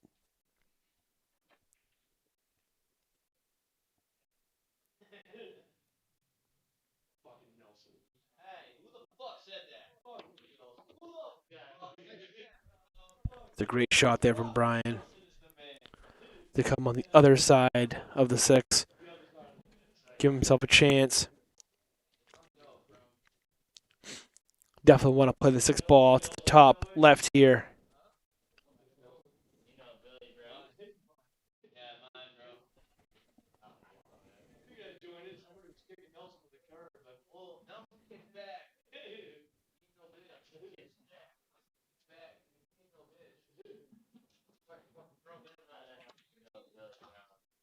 Yeah, he kind of jumped on that ball. Down, he kind of jumped up.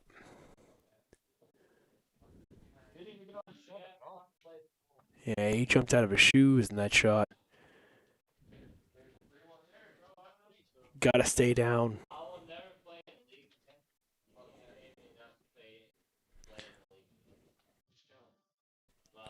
Mike calling the 6-ball bank back to him. And makes it. Great shot there.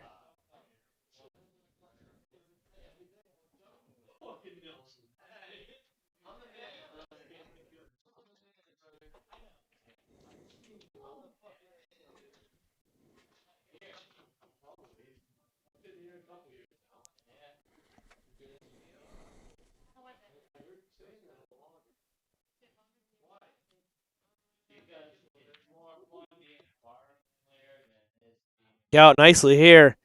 If that 9-ball holds up, and I think it has.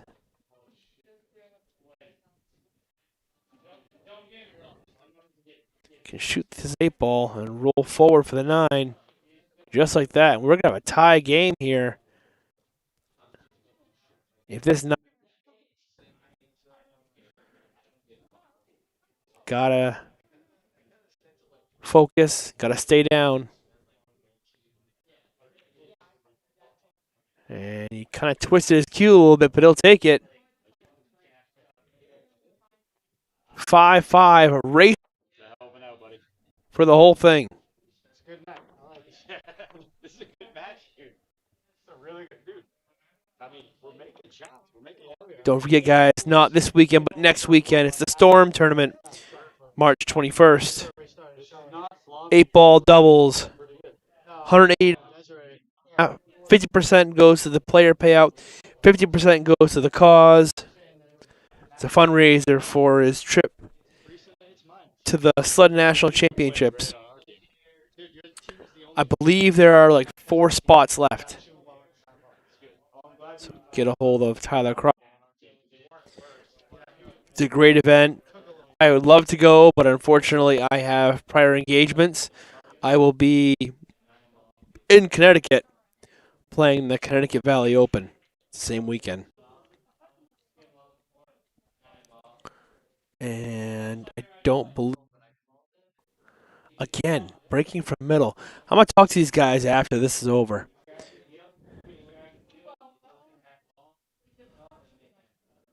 Magic Rack 9 ball. You really want to break from the side rail.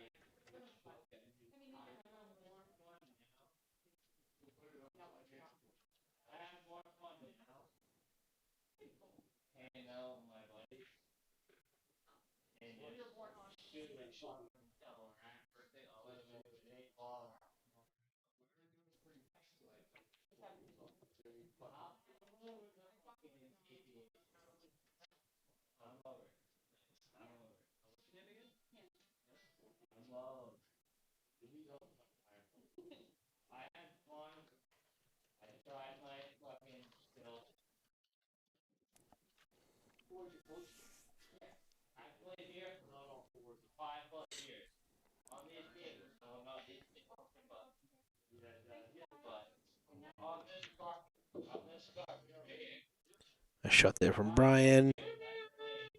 That's a good shape there because he can shoot straight down table. A little bit of a rolling cue ball, and he'll be good on the 4 here. He could be straight in the 4 if he really wants to, but any kind of angle would be nice too to come off that rail or to slide 6. And he's missed a 3.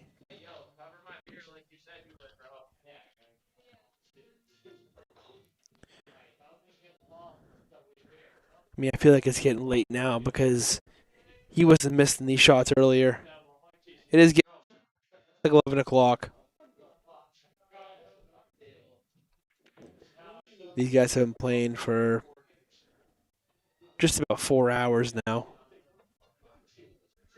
And I mean, Mike was here like when I got here. So I mean, he's been playing since like 5:30.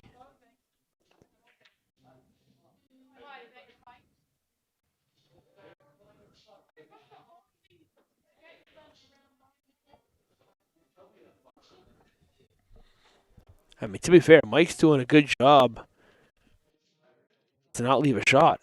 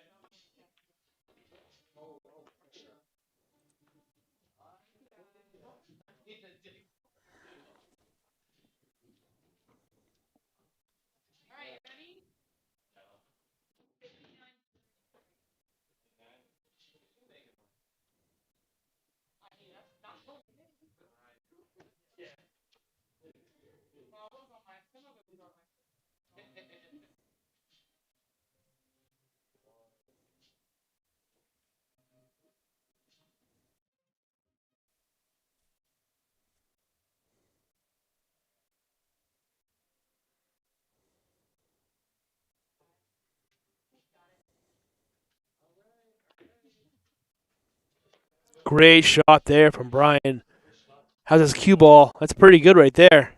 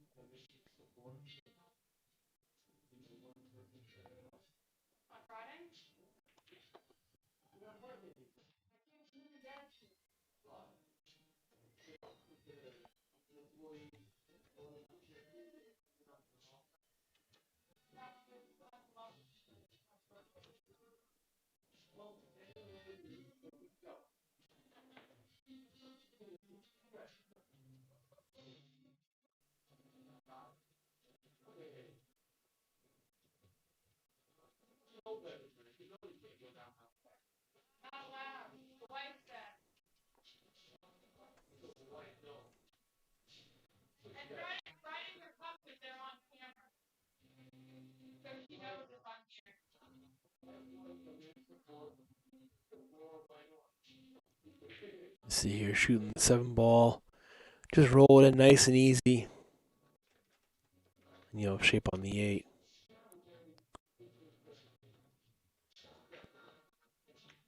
And rail, but see if you catch the rail with a little bit of pocket speed, it'll fall. If you hit that ball any harder, that ball might have stayed up.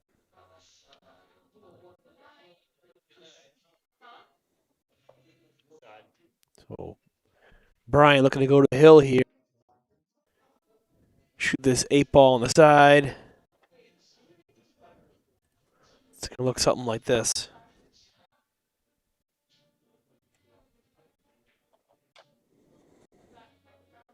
He's looking at it now. And a more natural line is like this.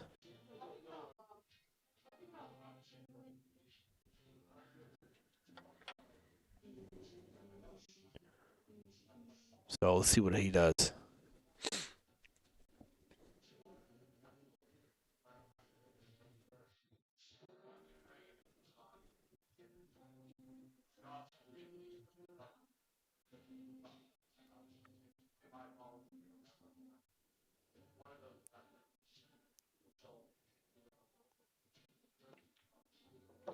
Yeah, he put top on that.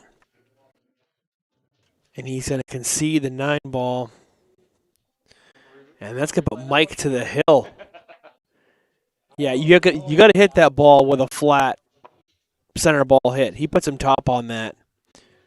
And that changed the tangent line and sent it right to the corner pocket. I should have. No, I should have just. I should have just cheated the pocket.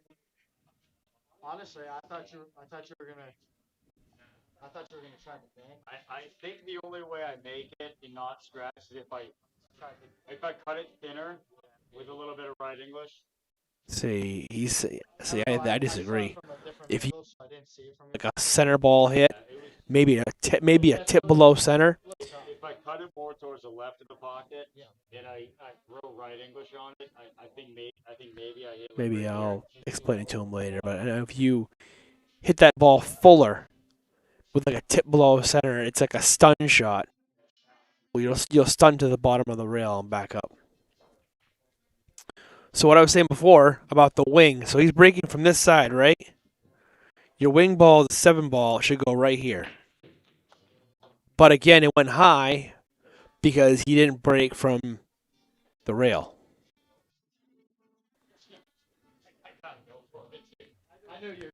And Brian's laughing because he said, I got to go for it. As soon as it landed, I said no. And it's one of 2 ways to do it. You can either play the 3-ball combo. You can even go this way.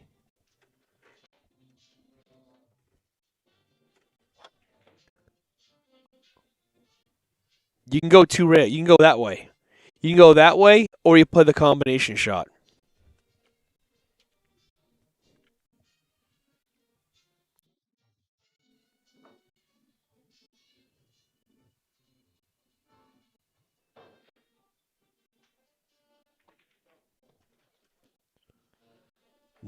Down it goes. And we got a hill match here. Last rack. Yeah, well, sure it was.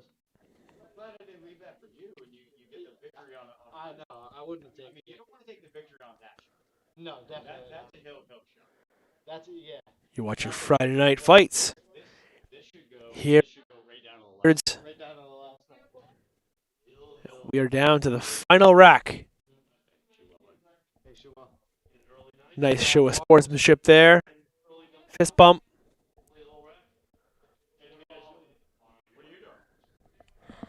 them do that? What? No early nine, play right down to the nine? No early nine? Yeah, no early nine.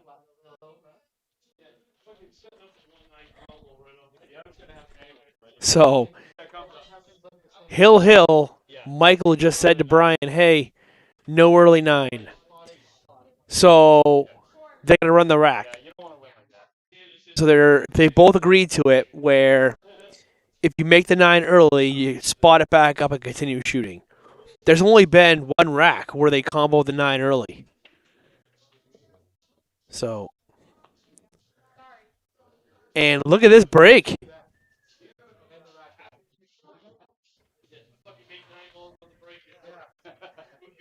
I mean, I'm surprised the wing ball went that high, but Listen, he wasn't really trying the whole game. It's right now. I mean, this is a potential break and run rack.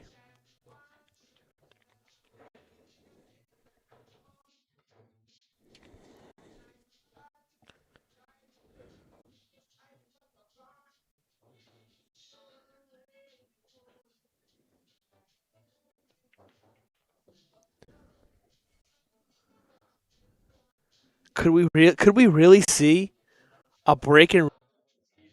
You know, it's funny.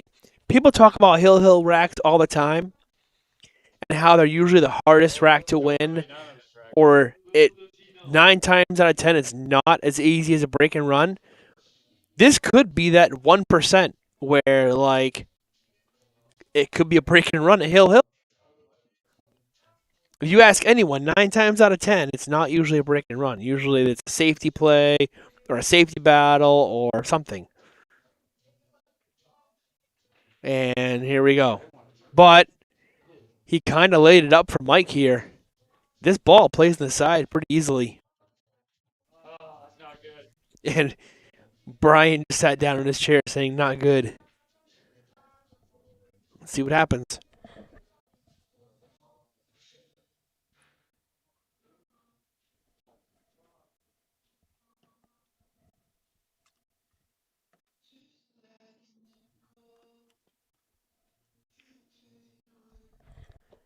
Oh, boy.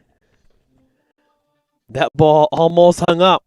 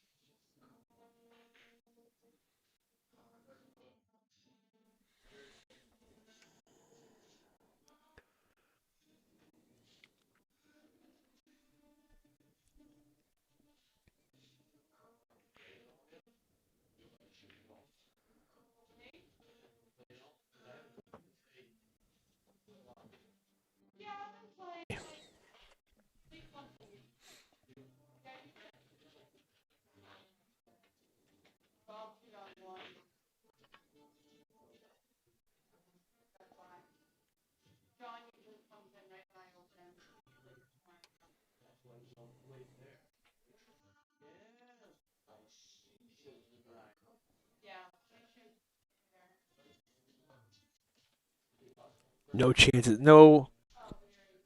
Not taking any chances here. He's got the bridge out. He's going to shoot this 8 ball. Just come one rail backup table for the 9. The same pocket. Boy. Oh, things just got real funny. Well, you know it wasn't going to be easy, right? This thin cut for the set.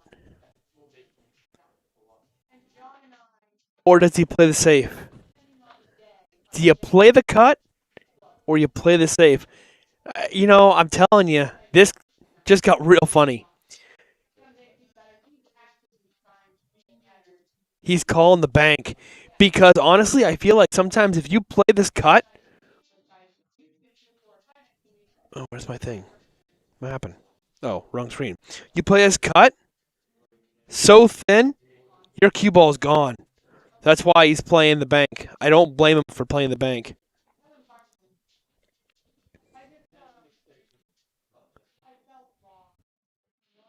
for the match. So that's smart.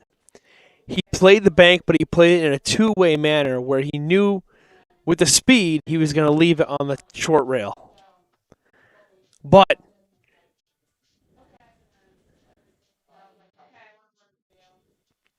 we've already seen Mike make some crazy banks.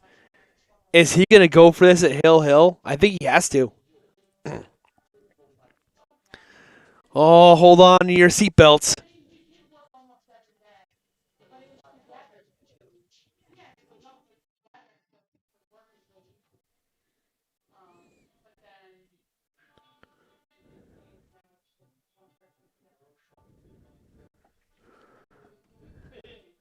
Here we go.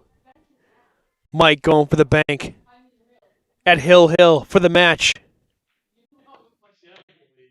Oh, he hit it full in the face. And where's the cue ball going? Oh, don't do it to him. That is it, ladies and gentlemen. Man. Well, you just watched Michael Randall versus Brian O'Connell. And next week, Charlie Gray versus Eric Nichols. That's what it was supposed to do. This crazy guy right here, he's still here. You'll see him on the screen next week. All right, guys, I'm out for the night. I got to be in Maine early in the morning for 9-ball single. So thank you for tuning in and watching.